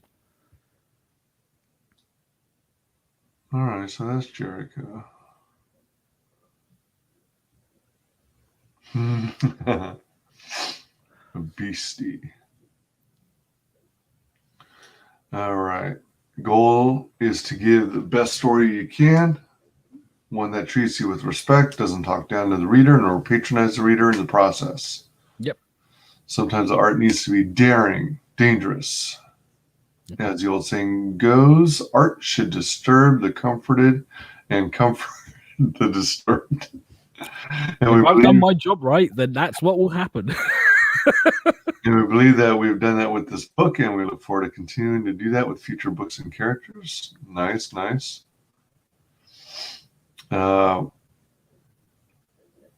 all your previous self-publication ventures, did any of them include crowdfunding, like via Kickstarter or Indiegogo? One of them I did on Kickstarter. That was like back in 2013 when Kickstarter was still like kind of this fresh new concept, and you didn't have people on there going, "You can't do that because it's offensive," and stuff like. And I've got no time for that bullshit. Absolutely no time. Like one thing I've been saying to people on live streams is like, look, to boil it down. If you love political correctness, if you absolutely adore political correctness, you're gonna fucking hate Lady Satan. Because I've got no time for political correctness whatsoever. I agree with George Carlin. It's tyranny disguised as manners. Yeah. George Carlin's awesome. Hell yeah. Joe Frago says, lol, I only have one video, and it was my test video to see how things work. Then I had a back injury and never got back to it. I generally only hop onto random streams for fun. Hoping to start posting some videos and stuff soon. Some game streams and some indie comic stuff. Nice. Hell yeah, man. Good for you. Everyone is learning as they are doing, so it is tough. Next year, everyone will be sharing experiences, and the next round of Indiegogo campaigns will be structured better. Yeah. Absolutely couldn't agree more, because like this is like the whole crowdfunding thing, it's still fresh and new, it's still in its infancy, so everyone's discovering something new along the way. I mean, just the first 24 hours of doing this campaign, I was like, wow, have I learned a lot. Yeah, and what I like about this community is that there are so many people wanting to share their experiences and to try and help people avoid the pitfalls they had to go through. The indie comics community is absolutely incredible. I've never experienced anything like it. It's so welcoming, it's so warming. There's so many different walks of life, and there's so many people doing different books that are just absolutely amazing stuff that Marvel and DC wouldn't touch, and they're fools, absolute fools, for not touching some of this stuff, you know. And like you know, I've mentioned this before, I don't consider myself ComicsGate, but I do agree with a lot of what they say. I do not like censorship. I am very against censorship. I don't like gatekeeping. If someone wants to make a comic, let them. Don't stand in their way. Look, if someone wants to make a comic and it's 100% politically correct, I'm behind you. Make that fucking comic. But don't take away my opportunity to make the comic I want to make just because it isn't the comic you want to make. Yeah, exactly. You know? Yeah, that was very much like I was watching one of Ethan Van Sciver's streams, and he posted a video recently about this like SJW leftist comic creator, who's finally trying to go out on his own with his own property on Kickstarter. So he's got a campaign, and so far it sounds like it's doing pretty decent. I think it's accrued like $20,000. Right. And in the comment section, you know how in Kickstarter and Indiegogo have this comment section where you can interact with the creator if you've backed the book.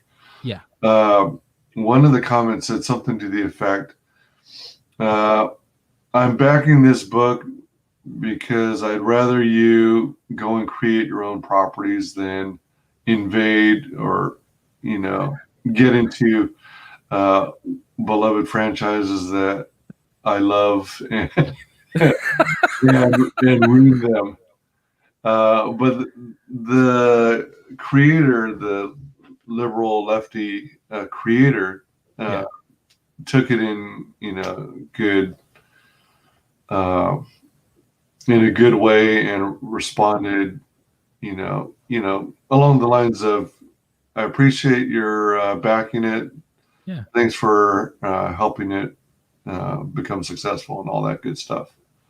So, you know, he's got the right frame of mind right now. Absolutely. And that's cool. And like, don't get me wrong, just because I don't consider myself ComicsGate, I've got nothing against ComicsGate. I love the guys in ComicsGate, and I love the guys from CG UK as well. They are out of this world. Absolutely amazing people. I have nothing but good things to say about them. They're absolutely pretty darn cool. And, you know, it was because of CG that I even started this channel. Predominantly. That and because I wanted to, you know, discuss the topics that Phantom Menace was covering, you know, about how all our favorite franchises are getting destroyed before our eyes. But when I saw how welcoming and how amazing the early ComicsGate community is, and how everyone's pushing each other to succeed, you know, and then kind of on the flip side, I browse around Indiegogo and I see so many campaigns that are not even funding, despite how awesome the talent is. It kind of pissed me off that they weren't getting funded, and I felt, well, although I'm not ready with my own project yet, maybe I can get more eyeballs on some of these other projects and you know, help get some promotion going. And help them get funded, if anything. Hell yeah, man. Hell yeah. Like, I try to be as fair as I possibly can be. So if I'm going to turn around and tell you my honest thoughts about a CG book, I'm going to turn around and I'm going to tell you my honest thoughts about a non-CG book, and I'm going to treat them both exactly the same, because it doesn't matter to me whether they're a CG book or not. It just so happens that all the books that I've backed this year, because I haven't bought any mainstream comic books this year, none of them fucking interest me, right? All the ones that I've backed, they've just so happened to be CG. And that's not a favoritism thing. Those are the books that are appealing to me. Those are the books that I want to read. If I see one that isn't CG, I will quite happily back it if it looks great to me. I just haven't found one yet, you know? Yeah, yeah. I'd say somewhere between 93 to 97% of my books that I purchase are CG. Yeah. I've got one of those big old storage containers. Nice. That has my entire CG collection. But there's a small percentage. Every now and then I see a project that looks really cool, but maybe it's on Kickstarter, for example. Yeah. Like, you're talking about you being into Teenage Mutant Ninja Turtles years ago. Well, Kevin Eastman released some kind of horror-looking book. Yeah. On Kickstarter. So I backed it and got it. So that's part of my collection. Like Lady Death I'm into. So yeah. Coffin Comics, Brian Pulido. Yeah. I've got 1 or 2 Lady Death books now. Awesome. But the vast majority is ComicsGate, and I'm trying to push ComicsGate heavily. But I'm not opposed to keeping my eyes peeled for other projects that look particularly amazing. Yeah, absolutely. Silvar was talking to Joe, but the title is catchy, Joe. How I Found CG. Got to see that. Yeah, that's a good video. I saw that too. Hey, Matanui. Wait a minute. Oh, here it is. Damn, I'm late. Hey, you're good. You're good. You can always catch on a replay too. Yeah, exactly. When we're done with the stream. Ryan Hack isn't CG technically, and he's one of my favorites. Probably 95% of my 100+ backings are CG though. Yeah, because the books that they're putting out are fucking incredible. Like one book I keep rabbiting on about is Mary Boys. Oh my gosh, yeah. Mary Boys is cool, isn't it? I love that. You'll notice in the trailer of Lady Satan, there's one shot where she's looking in a mirror and there's all this graffiti around her, and you'll see that there's a bit of graffiti that says Mary Boys for life. I missed that. Oh my gosh, I'll have to replay that. Check it out. I like Ryan Hack. I like his book, and that's why I definitely decided to push it on my channel, because I like the artwork, I like the story, the concept, and definitely wanted to see it succeed and fund. Oh yeah. Matanui doesn't have the patience to sit through an hour-long video that isn't live most of the time. Oh, all right. That's cool.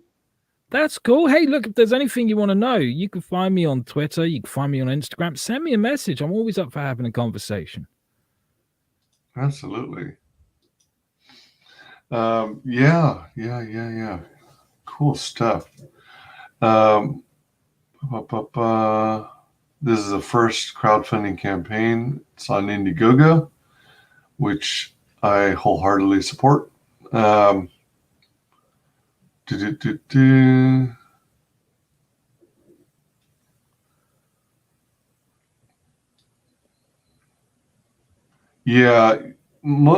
for the most part, so long as creators are willing to be at least CG friendly and can understand our side, and our perspective and what we're aiming for, then I'm more than, and I dig their project, then I'm more than welcome, willing to have them on my show to promote their book. Yeah, absolutely. It's the same with my channel. I'm always happy to have people from CG on. I'm happy to have anti-CG people on. The thing is, they don't want to fucking talk to me. And if they don't want to talk to me, that's no skin off my nose. I haven't got the time for them then. Yeah, absolutely. Oh, cool. And you have your link to your channel too. Nice. Your YouTube channel. All right. Other ways to help. That looks good there. 50 days left. So as we discussed earlier, you went with the 60 days of funding method. Yep.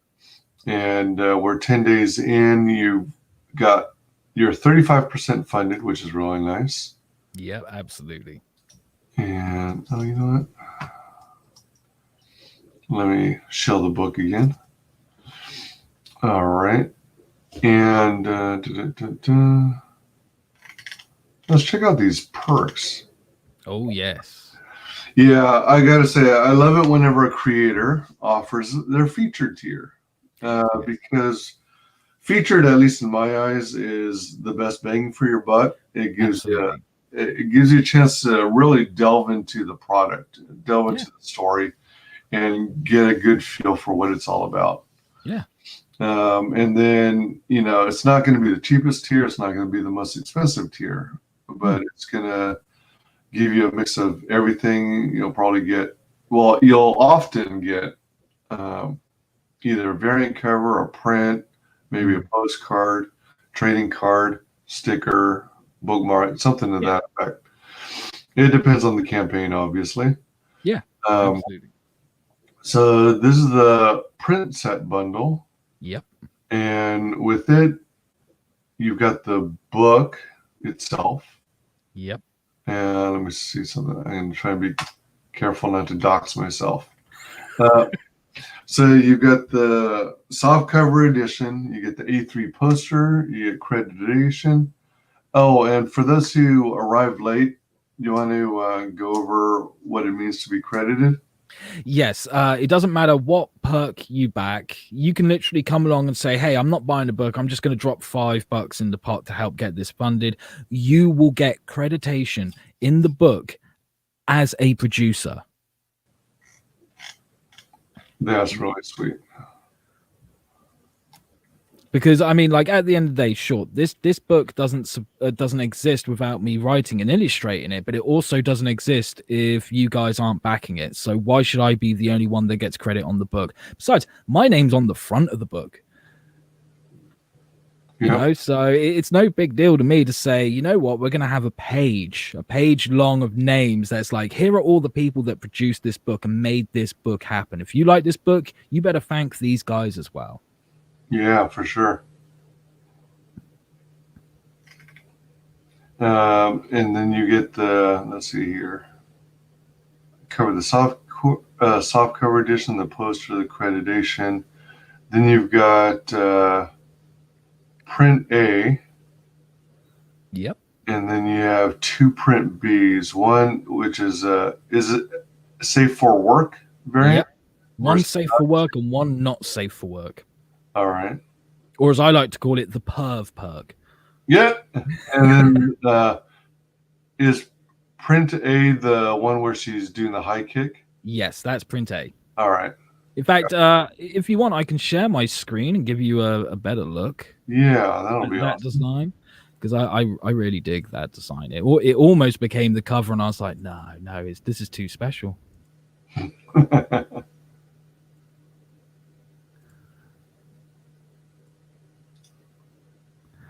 Okay, so there you go. That's your print A. I'll zoom it in a little bit, the best that I can. When Photoshop wants to work for me, there you go. Yeah. Hey, Eric McIntyre, how's it going? Hey, peeps. Hey, Eric. All right.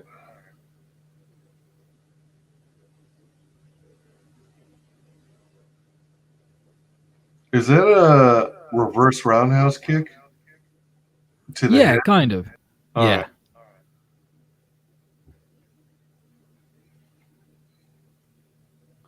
What's that on the ground? Is that the shadow? Yeah, that's just the shadow. Okay. All right. It almost looks like fine writing, like there's a message down there.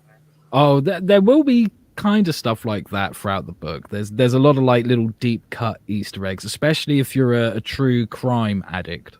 All right. Cool. All right, so that's the print. Do you also have larger versions of the safe for work and not safe for work images? Not loaded up at the moment. All right, no problem. But that's okay. Like if you look at my Instagram, you'll be able to see them there. Gotcha. Awesome. Thanks for sharing that. That's all right. All right. Then we've got the digital edition, which is that mainly by the special request of the person on the oil rig? No, it was made by quite a few people. Ah. All right. One of them does happen to work on an oil rig and is like, I can't get a soft cover or a hard cover sent to me on an oil rig. I have to use my tablet, man. So like make a PDF or something. I was like, you know what? I didn't want to, but if you guys wanted that badly, you're going to get what you asked for. Yeah. I'm not sure what I'm... One day when I have my own campaign, I'm not certain... I don't particularly want to put it digital edition. Yeah. But I can understand why people want it. Yeah. I don't know. I'm kind of mixed on it. I don't mind when campaigns have a digital edition because, there's a certain audience that prefers the digital one, but Absolutely. I like old school. I'm old school. I'm the type who likes to literally feel and smell the pages. Yes, absolutely. I'm exactly the same. I really don't like reading books digitally. That's kind of like a last resort for me. Yeah. And the weird thing about it all is even if a creator offers the digital copy for free or in conjunction with the print copy purchase, most of the time I won't even read it. Yeah, exactly. It's like I can't be bothered because I've experienced what digital comics are like, and I don't like the interface. No, I don't, and I don't like it that when you've got a double page spread, you then need to like tap your tablet, turn it to the side, zoom in a little bit, take it out, and then turn it back, and that just ruins the whole experience. I want that page turn. Yeah, exactly. Yeah, I don't know if there's ever going to be a suitable replacement, a digital equivalent that will give you close to the same experience. Yeah, I don't think there ever will be. Like I said, in a pinch, a digital edition is better than nothing. Yes, true. And I personally don't even think there's even an issue about, it being ripped off and shared all over the internet. Yeah, and I think that can only benefit the physical book in the end. Oh, absolutely. Like I'm not one of those people that's like, don't you pirate books. Hey, if you want to do that, you go right ahead. I'm not telling you to, but I'm not going to stop you either, because at the end of the day, most people I've met who like pirate books or movies, they end up pirating it, reading the book, and then going, oh my God, this is so good. I need this in my hand. So it just makes you more money at the end of the day. What's so wrong about that? I feel the same way about music and movies. Yeah. I've been burned too many times where you get a music album and only one or two of the 16 tracks is any good. Yeah, absolutely. So it's at a point at which I have to pick and choose what tracks I want. Yeah. That's why you have to buy the music separately. But I don't like relying on digital format versions of music or movies either, because they always retain the control and you don't have the ability to necessarily replay it whenever you want. Absolutely. I'm very old school, man. You're speaking to someone like I still have VHS tapes that I'll watch every now and then, man. I love physical media. I'm not a streaming guy. I'm not a digital guy. Like I said, if it's the only option I've got, I'll cave in. But more often than not, I'm like, screw it. I'm getting the Blu-ray. Gotcha. Yeah. Oh, so check this out. Now that you mentioned VHS, I mean, I eventually drifted away from collecting VHS because I prefer DVD at a minimum. But I've been in IT for 17 plus years. Okay. And so I'm technically savvy. I'm into how things work. I love computers and tablets and smartphones. But for the life of me, I still haven't learned or taken the time to learn how to program a VCR. You mean there's someone who can? Well, I can't even be bothered. I'll just leave it constantly blinking at 12 o'clock. Yeah, I'm the same, man. And hey, Hex Allen Comics, how the devil art thou, good sir? Welcome. Hey now. Yeah, Lucifer, but not Satan, just the lady.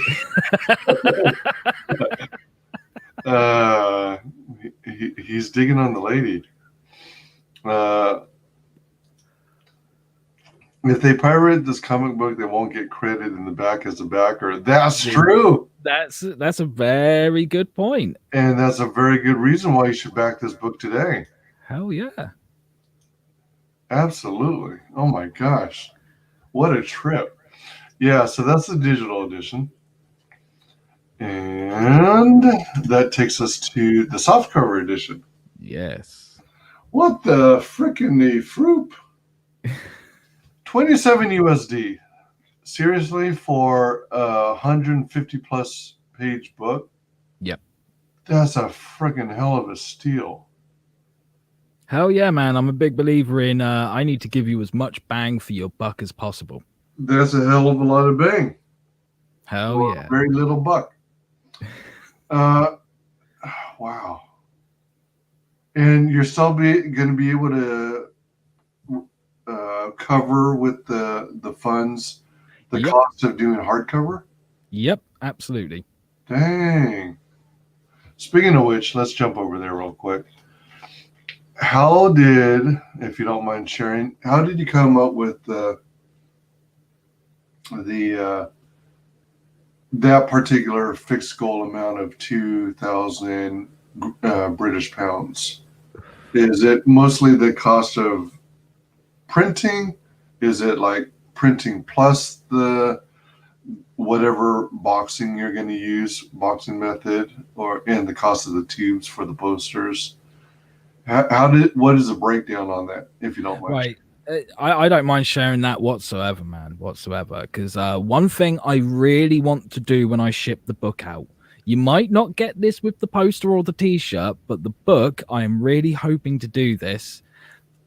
Imagine this, you back the book, okay?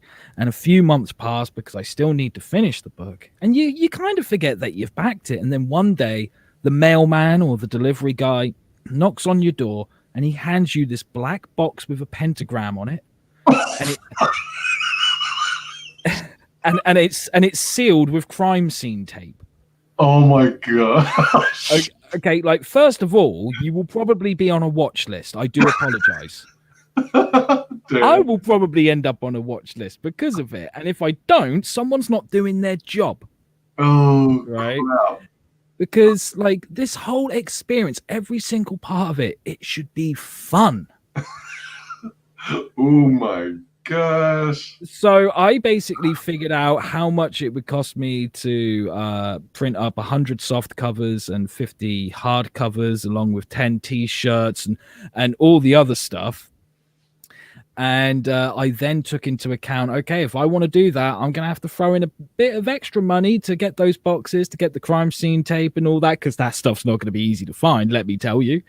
And that just eventually led me to the sum of £2,000. £2,000, and I thought, yeah, that will cover it. It won't leave a lot for me to go, this is what I get for drawing this book, you know, but I don't care about that. I really don't. As far as I'm concerned, you have a choice when you make a book. You can either be you can either be successful or you can be great. Okay, but you can't be both. If you want to be successful, then you'll do a campaign and you walk away going, I earned $1,000 for making this book, right? But if you want to be great, you don't care about that. You don't care about that whatsoever. You just tell the story that you want to tell, put your best foot forward, and hope that everyone loves it as much as you do. And that is the decision that I made very early on. I want this book to be great, not successful. Well, that said, is it fair to say that you have like what many call a regular 9-to-5 job? No. And you do this on the side? No. This is my job.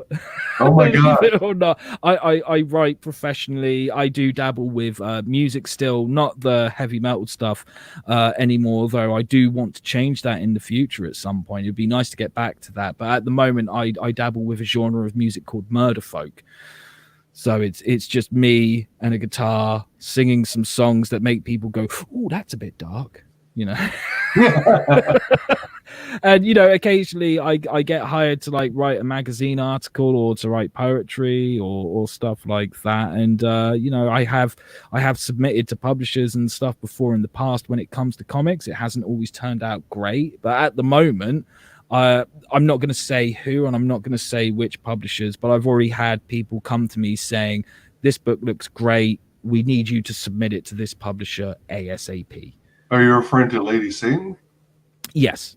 Oh, wow. So, you know, there is some interest there, which is absolutely fantastic. But this will probably end up being a book that I just do myself. The next one I intend to submit to a publisher because I've had so much support from people at other publishers going, "This would work really well in our catalog. Come on, bring it on." So, you know, that's something I'll try in the future. Well, that's interesting. That's interesting. Yeah. My only advice, and you probably are already going down this route anyway, with any kind of Lady Satan project, that you make sure that you fully complete this campaign and fulfill to the backers before any publishing projects, you know, finalized. Absolutely. To me, it's all about the backers, the people who want to read this book. Every day I make progress on this book regardless. And trust me, at the moment, doing all these live streams and stuff, you know, it does take up a fair bit of time. I don't mind that because it's all in service of the book and connecting with awesome people like yourself. And I like conversation. I like one-on-one conversation. But I still wake up every day and I'm like, hell, even if I only draw one line, that line is getting drawn. And I always walk away from it at the end of the day going, that was kick-ass. I can't wait to wake up tomorrow and get the next line drawn or the next panel or the next page. So this will be fulfilled no matter what. Yeah. And it takes discipline. You know, you gotta keep at it. Yep, absolutely. And like, luckily, because in my spare time, I look after wild foxes. And believe you me, when you start looking after wild animals, you get disciplined very quickly, because if you don't, they will let you know about it. Like they may not have watches, they may not be able to tell time, but they know when it's dinner time. And if you're late, there's trouble. Do you like live in an area where you have like a forest in your backyard? Kind of. I live in a little town called Bournemouth, which is kind of a seaside town, but there is like, I can walk out my front door, turn to the right, and I'm in part of town. I'm in the high street. But if I turn to the left, I'm with nature. I'm just surrounded by greenery and stuff. And the reason why I look after wild foxes is because one year my garden got really overgrown. I couldn't do too much about it. And then this vixen came along and thought, you know what? I'm going to be dropping some cubs in a second. This is the best place to do it. And unfortunately, she died whilst giving birth to these cubs. Oh, man. So I was like, well, someone's got to look after them. I'll do what I can, considering they're scared shitless of me. So, you know, it was always the same time every day. You go out there, make sure there's water. You go out there, make sure there's food. You go out there, make sure they haven't got on the garage roof again. Kind of thing. And because of that, I ended up earning their trust, and like a couple of them then started to come out. Whenever they saw me come out with a plate, they would then come out and just sit like by my feet and be like, yep, we're ready, bring on the food.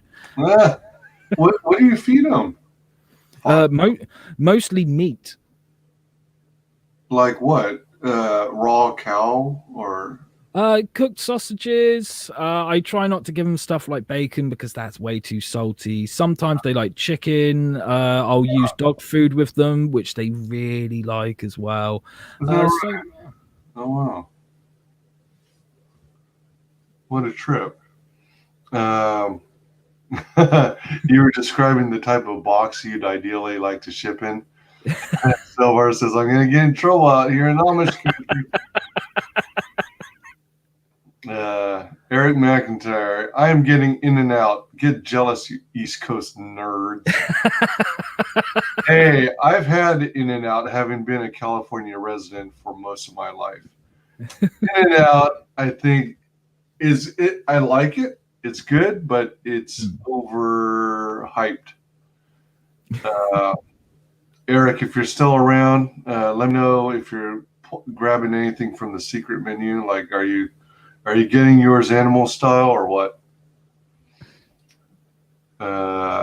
Kits. Oh, is that the proper term for young foxes? Kits?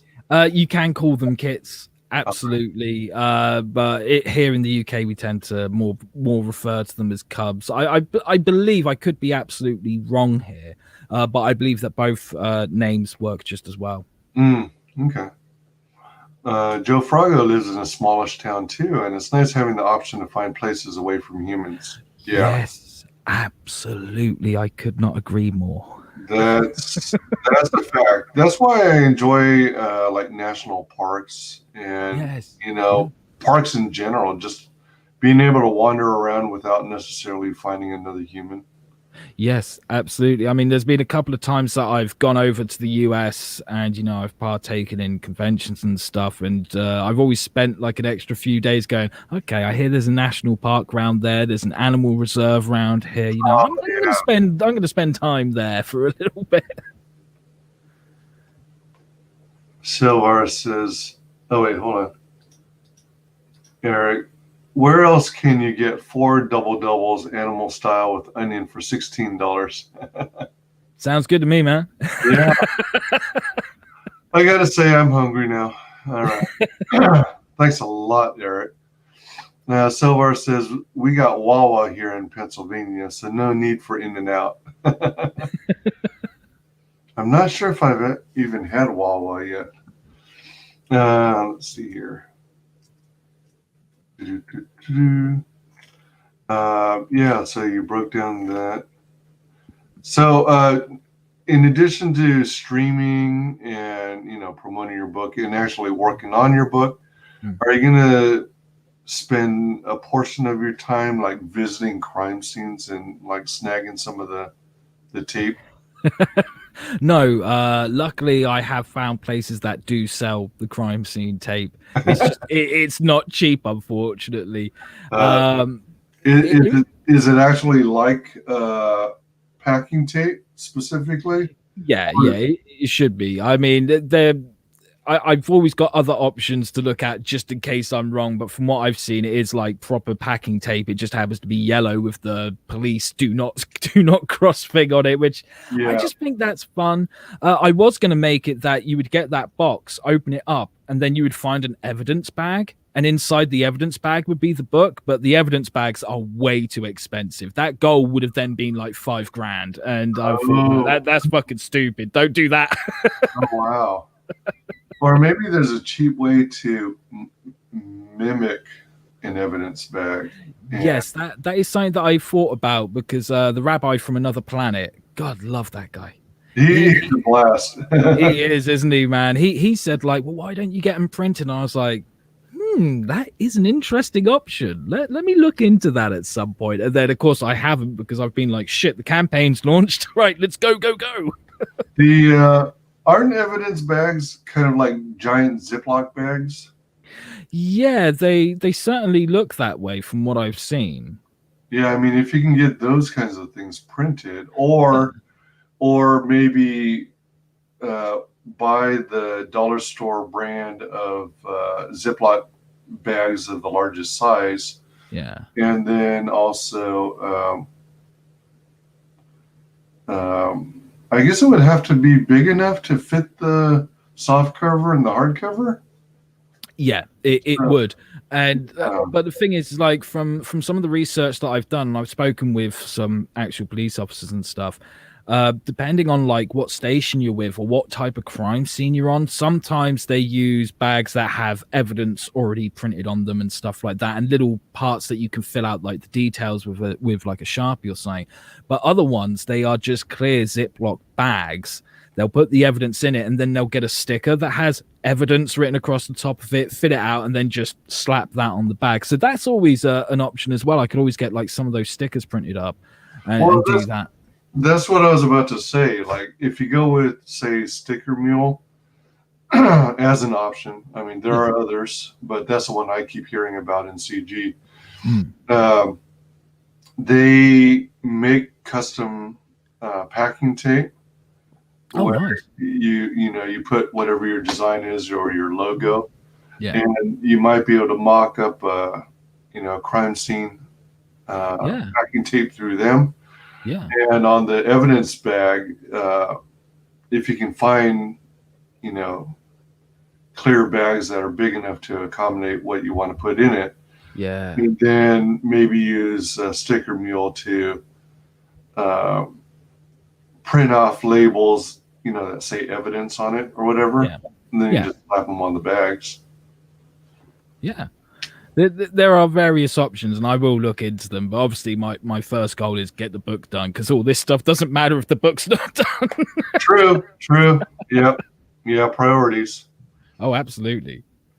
Let's see here. Eric says, never heard of Wawa, which automatically makes an inferior. One of the things that they have in the East Coast is a place called Shake Shack. But, people rave about it. I think they're decent as well. I think they're maybe about the equivalent of In-N-Out, but I think their size of fries is too small and their shakes are too freaking small. That doesn't sound like a good combination to me, man. Yeah, I want to be able to like double or triple size something, I mean, look, I'm a carnivore. Yeah, At the end of the day, I try to keep away from carbs and sugar and just stick to the meat and the good stuff. But every now and then, I do like to spoil myself. And if I'm going for fries, I want a bucket of fries. Yeah, me too. I don't want a handful that I can stick in my pocket. Yeah, exactly. That should be the tagline at these burger joints. I don't want a handful I can stick in my pocket. Let's see. Yeah, what you were describing in terms of the packaging, it says that would be cool as fuck. Hell yeah, man. I agree. The main thing I miss from my childhood in Cali would be, A&W as a restaurant. Yeah. A&W, is that the brand? Root beer. Yeah. Like I'm not a root beer guy. Like the root beer we have here in the UK sucks ass. That's But I love root beer. But when I was in Honolulu, I tried some A&W and I fell in love. It was beautiful. Oh, nice. Yeah, I love root beer. Nowadays, the only incarnation you can find of A&W, as far as I know, is like one of those shared restaurants where it's both. It's two different fast food joints in one building. Yeah. I forget who A&W is paired with, because I think KFC is bundled with what is it? Oh, I can't remember. Never mind. Not worth it. I can't remember. I'd have to look it up. Eric loves root beer. Right on. So we checked that out. We checked out the soft cover. We got the hard cover. Yeah, and like I said, 150 plus pages you're getting for 41 USD. That's huge steal. That's the one I would go for. I would definitely immediately go for the hardcover myself. It does seem to be very appealing to a lot of people, Um, including me. 2-book bundle. So you get two. Is this 2 soft covers? Yeah, 2 soft covers, and you save a bit of money on the books and the postage doing it that way. So if anyone's like, look, I want to get it shipped to the US, but the postage is too much, you can go in with a friend, split the difference, save yourself a few bucks, and you both get a copy of the book. Now, has anybody inquired about a 2-book bundle with both of them hardcover? No, not yet. Which surprises me, because it is mostly been people going, I want the t-shirt, but I want the hardcover. I don't know what to do. Yeah, like what if I want 2 hardcovers and the t-shirt? Yeah, exactly. I mean, that's more along the lines of something I would ask for. Yeah, and I can understand that, man. Like I said, I'm gonna have to do some dabbling tomorrow when I get up with the campaign, because I think that's a great idea. Have the option of like a 2-book bundle, but it's the hardcover. Because like I said, so many people want the hardcover, and this is the other thing that I probably should have mentioned earlier on when I was talking about the accreditation. Mm-hmm. There are a lot of people, and this is no offense to them, they're doing it the right way, where they go, okay, you can have the book.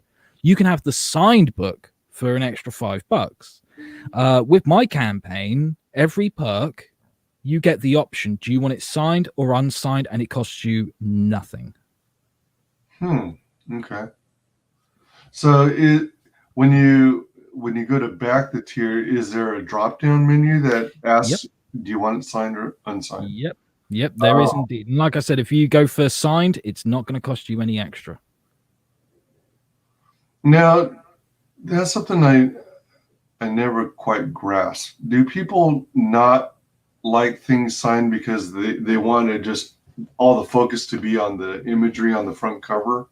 Yeah, you do get the odd person who's like, no, I don't want it signed. I just want the book pristine. I want to keep it the way it is, which is fair enough. That's completely up to them. And obviously, if you pick signed, you are saying, yeah, I want you to sign it as the creator. But if you want it personalized, all you have to do is drop me a DM on like Twitter or Facebook or wherever you can find me, and just say, hey man, look, I've ordered the book. I've gone for signed. Any chance that you can personalize it? Sure, no problem. That's pretty sweet. Yeah, keep that in mind, people, if you want it personalized.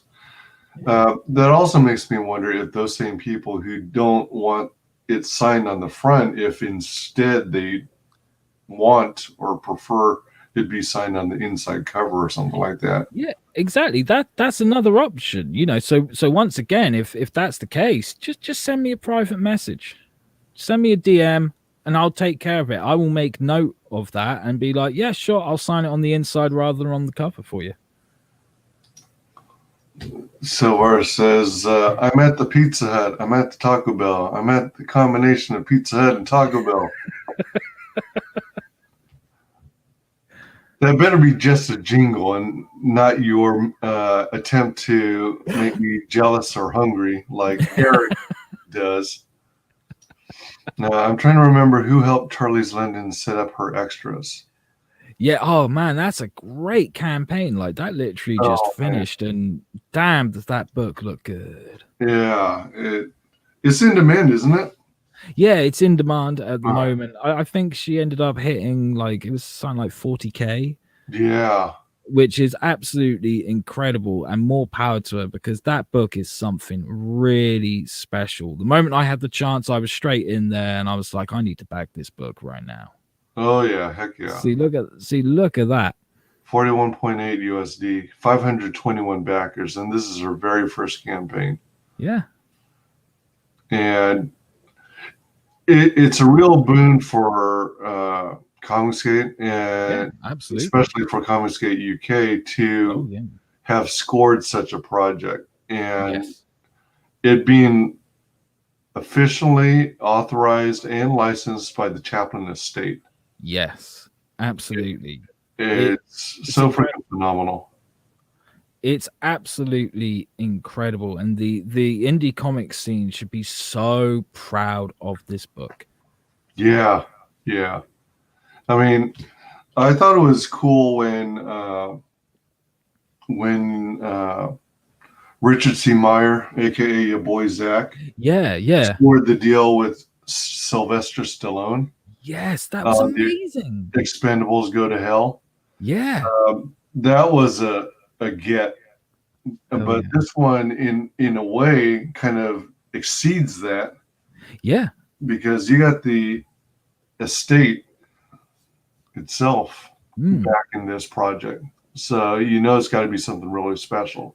Yeah, and it just goes to show how well the indie comic scene is doing. Like, I know a lot of people say it, and I'm going to say it because I mean it.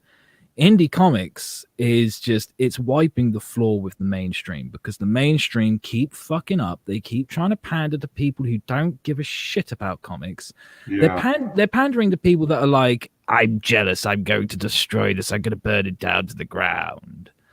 And because of that, the indies are out there, they're doing their thing. And like I said, I haven't picked up one book from the indie scene where I've got to the end and gone, well, that was a waste of money.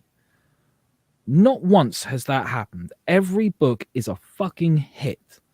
But the amount of mainstream stuff that I've got in the past years where I've been like, damn, can I have those hours of my life back as well as the money? Because this is fucking awful.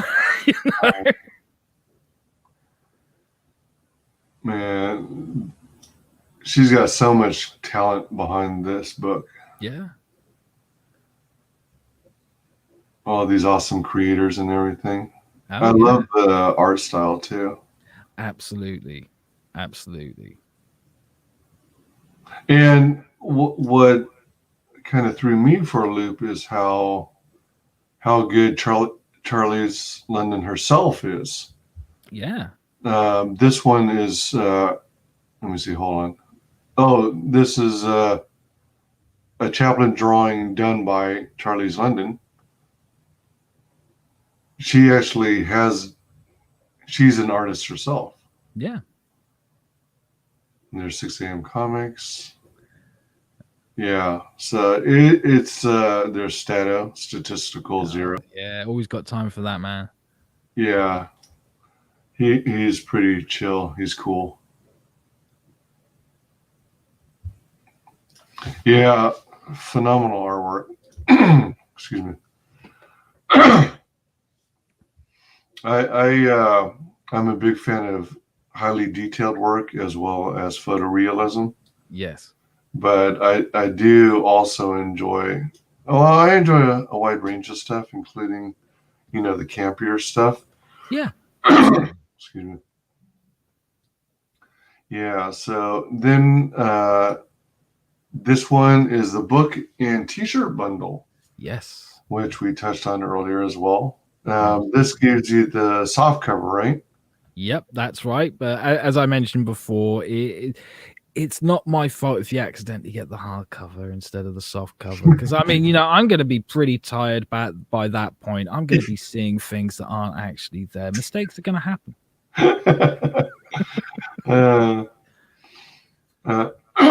Excuse me. All right. Let's see.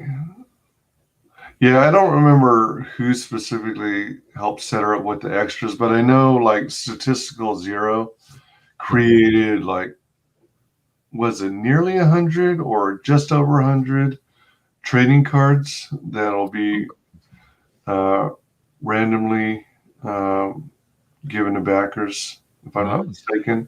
Nice. And I think Vinny Tartamella did a piece. Oh, awesome. Donald DeLay did a piece or a cover. Yeah. They each did covers. Carl Stefan of Merry Boys did a cover. Oh, yeah. Excuse me. And I think, if I'm not mistaken, Ink Spots did colors on Carl Stefan's cover. Yeah, I saw something about that. If I'm keeping things straight in my head. There's so many dang good creators that it's hard to keep track of everyone. It's incredible, it's inspiring, it's overwhelming at times because there's just so much talent out there. And like another thing that I love about the indie scene is, you've got some people out there who clearly display that they've got the talent, they just need a bit of time to polish up, but they're willing to start before they're ready. And people just gravitate to it and go, I can see the passion in their work. That's what matters. Because the mainstream, they're thinking up here. They're thinking dollars and bean counting and stuff. And the indies are thinking from here. Yes. Yes. And Well that put. is so much more important. Well put. Excuse me. Might have been published in Pete. Well, that's quite possible because he's a wealth of knowledge. Isn't he just? He's been in the industry over 10 years, I think. Yeah, and I'm going to be having him on my YouTube channel at some point in the new year. Oh my gosh, cool. Yeah, I would love to have Published in Pete on. Yeah, he's a good man. He's a good man. I got a lot of time and respect for him. Oh yeah. He is a wealth of knowledge. Somebody did a rap song. Hey, Nefarious, what's up, Hey, man? Nefarious, how you doing, man? I really like those Daleks, the pic of the Eiffel Tower. So detailed and iconic in the black and white. Yeah. Hey, thank you, man. Thank you. Yeah, that panel with the Eiffel Tower, like I said, that's the very first page. That's the very first thing you see in this book. Did you freehand it or did you go off of a photo and do a digital trace?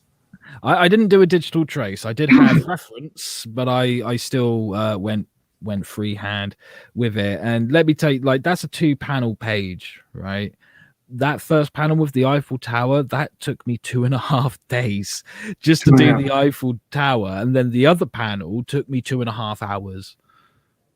So, wait, the Eiffel Tower was 1 panel? Yep. And then what was the second panel? You got that. Yeah, you got the close up of the mouth with the teeth missing and stuff. All right. So this was the other. Yeah. All right. Gotcha. Yeah. That's the thing. Like, I don't have an editor barking down my neck saying, I need these pages 5 minutes ago.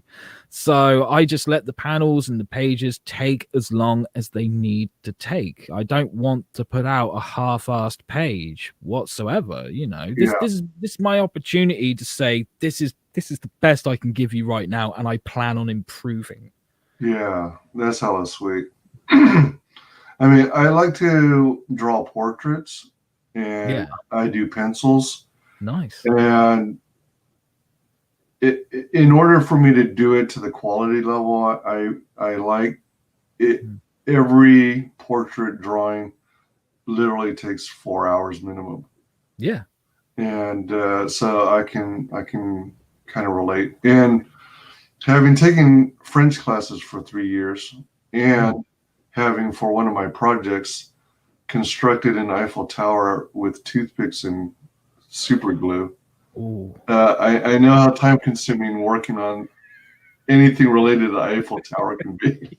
Yes, absolutely, man. I was hanging with my friend Jake Lynch from 2000 AD a little while back, and he was looking at it going, how the hell do you get a page done in a week, let alone more than that? Yeah, there's some artists who can knock out stuff quickly and others who are slow and steady. Well, yeah, absolutely. I mean, there's that myth of like, if you want to get hired, if you want to get published, you got to be able to churn out a complete page a day. And like everyone starts thinking that way. And then you start speaking to the pros and they'll tell you like, hey, look, 3 pages in a week. That's not bad. Some people consider that to be fast. So, you have to let go of those expectations and silly time limits. It's that whole thing of like, there's a fine line between taking something slow and standing still, but that line is still there. Don't stand still, but do take your time because good work doesn't come in a hurry. Mm-hmm. Yeah, for sure. Salvar says you are setting a high bar, which all for the best. Yep. Awesome, man. Yeah, as promoters and creators, we got to constantly push each other to do better. Yeah, And absolutely. But at the end of the day, with any creator, you've got to just do everything you can to outperform yourself. Yeah, exactly. Don't compare yourself to the other guy.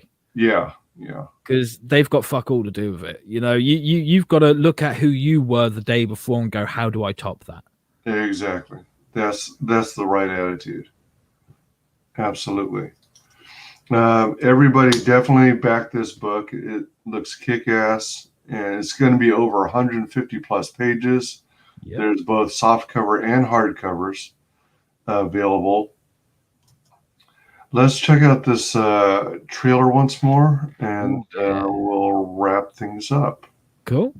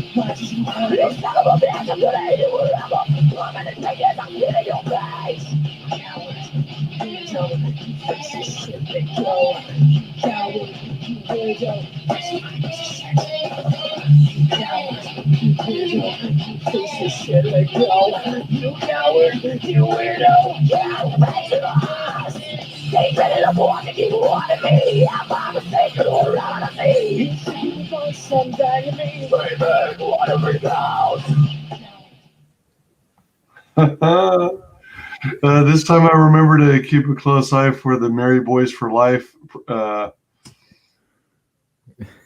stuff on the wall. That was cool. Does Carl know about that?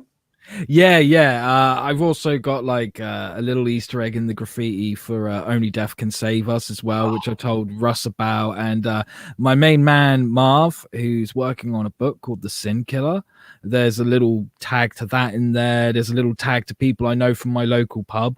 As well, and like I said on some of the other pages, if you're into your true crime stuff and you really like Easter eggs that do deep cuts, you're gonna really like the first act. Nice. Yeah, I did see a reference to Sin. I wasn't sure what it was specific to though. Nefarious says, when we were looking at deadlines and how best to estimate the pace of completing the project, I told my artist it takes as long as it takes to be good enough to make us happy. Yes. There you go. That is fucking awesome and great attitude. There's the cost/quality/speed triangle, and you can only ever have two, right? That's correct. That is absolutely spot on. There's always going to be something that suffers. Yeah, absolutely. If you're going to try and hit all three at any given time. Also, I got my Lady Satan with that sick t-shirt. Can't wait to show it off. Thank you so much, Nefarious. You are officially awesome. And if anyone tells you differently, send them in my direction. I'll have a polite conversation with them. Oh my gosh. So $983, 36% funded, 17 backers. That's awesome, man. Pretty cool. Hell yeah.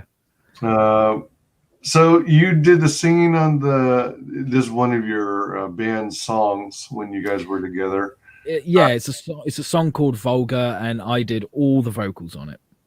Now, are you also a musician? Yes, what I do you am. play? My first instrument is the voice, singing, but I also play guitar. I play bass. I play banjo. I play a little bit of drums as well, and a little bit of piano. Oh, damn. So a real musician, basically. Not one of those posers. Not one of those posers. Yeah, I mean, you're like the old school musicians who actually knew how to play instruments. Yes, I can't read music for love nor fucking money, but I can play an instrument. Are you also the type who can tune a piano or tune a guitar by ear? Not quite. Oh, okay. Close, but not quite. Nesfarious says, "Will do." Good man, good man. Rocking out with the crossbones, Hell yeah. showing the guns and the shades. Uh, when you were actively doing vocals for the heavy metal band, is it challenging maintaining your voice, or does your throat get sore? No, it didn't really get sore. I mean, like when I first started doing it, I really didn't know how to do that kind of vocals, you know, because when I learned how to sing, it was more kind of like pop music kind of stuff, very soft, subtle vocals. So when I went to do when I started working with Abuse, it was completely alien to me, and I was doing some things wrong. So, you know, the first couple of shows I'd walk off and be like, water, I need water. But after that, I was like, oh, hold on, this is like actual singing. Use your diaphragm. The only real difference is like if I'm singing like a murder folk song or something like that, a lot of the noise is being generated from close up to like my jaw. But when you're doing that deep, dry, growling stuff, it's actually closer to like your collarbone, because you got like the flaps of your vocal cords there. Okay, Right. so it's kind of like catching spit in those vocal cords, and you'll feel those vocal cords shake. Like I haven't done that type of singing in a long time, so you're gonna have to forgive me if this doesn't work. Okay, but it's like, if I'm singing normally a normal song, it's all coming from there. But when you do the deep stuff, it's all from down here. And you're just using your diaphragm the same way. You're just generating the sound from a different part of your neck. Oh, what a trip. Hey, welcome. Hey, Remind me, is it pronounced Miss Renee or is it Miss Rena? 1000. That's what I would have said, Miss Rena 1000. Miss Rena 1000. Hello, I made a show. Nice. Awesome. Congrats. I definitely need to check that out. Let me do a quick segue. Let me see. I'm guessing it's going to be under your handle.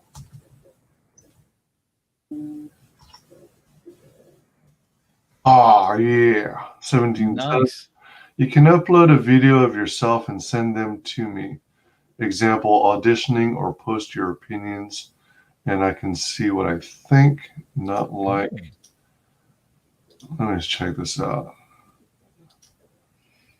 Not like judging. You can also post some ideas that will help me create my own book someday. Ooh, nice. And wait, you said you made a show, Rena,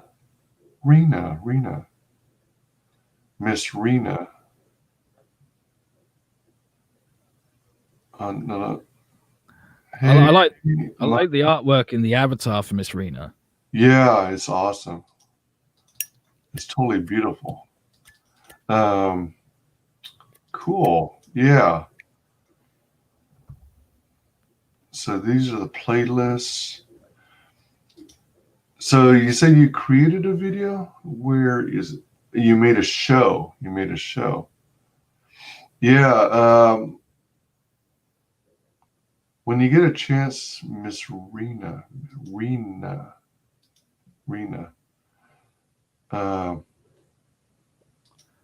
I don't have an established YouTube channel with a following. I created this channel when I was a teenager. Oh, all right. Yeah, so tell me, send me a DM and tell me more about the show you're referring to that you did. I'm quite interested. And you also mentioned that you're interested in doing a book someday.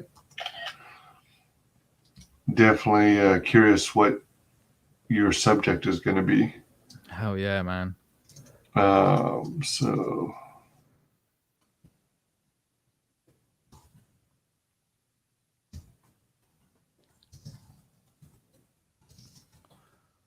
drop that. And then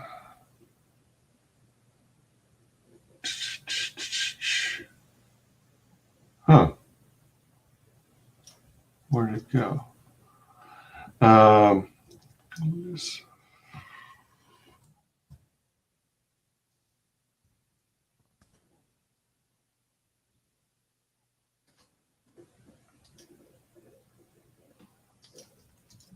And then LuciferStorm's channel.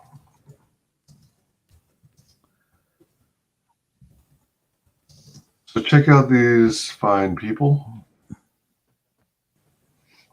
Sub to their channels. Check them out. Yeah. So this is definitely an awesome looking book here. Thank you. Everybody be sure and back it. 36% funded, 50 days left. Rock on. And I am going to give you, sir, the floor. Awesome. Please share with the world how you can be found on social media. You can find me over at LuciferStorm.com. You can also find me at lady-satan.com. However, you can also find me on Facebook, Instagram, Twitter, and YouTube. Just search LuciferStorm or The LuciferStorm, because there are some people out there claiming to be me, and they're not. There's only one LuciferStorm. That's me. Don't accept any pale imitation, all right? Is everything going to have your Lady Satan logo on it? Yeah, that's how you know it's the real deal stuff, because you'll see pictures of Lady Satan and other stuff referencing Lady Satan as well. Nice. Oops, dang it. And one other, I don't know if it's nitpicky or I'm missing the point, but on the title, An Angel in a Killer's Dress. Yes. Is there a particular reason why it doesn't have an apostrophe S?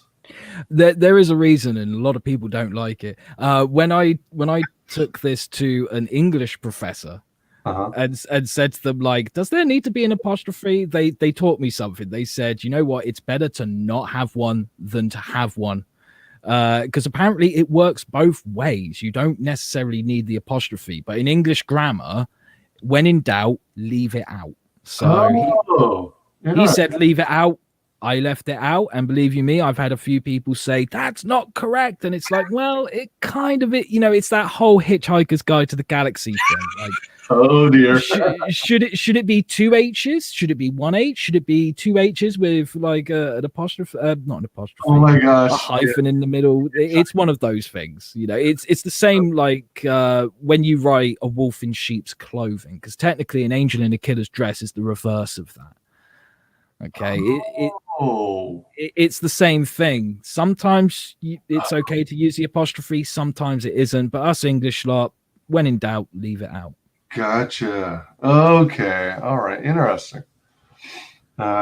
Just got schooled. Miss Rena says, I never created a video. I was originally going to be a YouTuber when I was 15, but got scraped when due to school and insecurities. I'm working on a manga script about magical girls with Piper. Awesome. Really? Holy cow. I love Piper. That's awesome. She's my girl. She's cool. She's down to earth. That's sweet. Yeah. If I'm not as I understand it, I guess Piper has kind of a manga style of drawing as well. So awesome. That sounds like a good partnership there. Right. Fantastic. On. Sweet. Definitely. Got to keep my eyes out for that. Hell yeah. Yeah. So you're all over social media too. That's sweet. Yeah, absolutely. I hate social media, but it's a necessary evil. Yeah, yeah. There's way too much drama out there, but it is important for the success of your campaign. Yeah, absolutely. And I keep away from the drama and political stuff. I'm there to post about my work, my books, my stories, and my music and stuff like that. So you don't have to worry about all that other crap being there, because it ain't. Yeah, for sure. You can find me on Facebook and YouTube under WyzGyz Entertainment, on Twitch under WyzGyz Twitches, on Parlay under WyzGyz Parlays, under Twitter, WyzGyz Tweets. Everybody like, comment, and subscribe. Mark the bell for notifications. Be sure to mark all notifications so hopefully you receive notifications when there's new videos or streams up. Although, based on YouTube's past experience, I kind of doubt it. But, I always try and advertise and promote through Twitter, so you'll see a lot of announcements there. Be sure and drop some comments below the video and share with us what you're most excited about regarding Lady Satan and this awesome creator. And I want to thank everyone in chat for joining us. You guys rock. Absolutely. Thanks to everyone who joins us on the replay. And thanks to our very special guest, LuciferStorm. It's been great to be here. Thank you so much for having me on your channel, man. Likewise. Let's close this out. Back, Lady Satan, an angel in a killer's dress.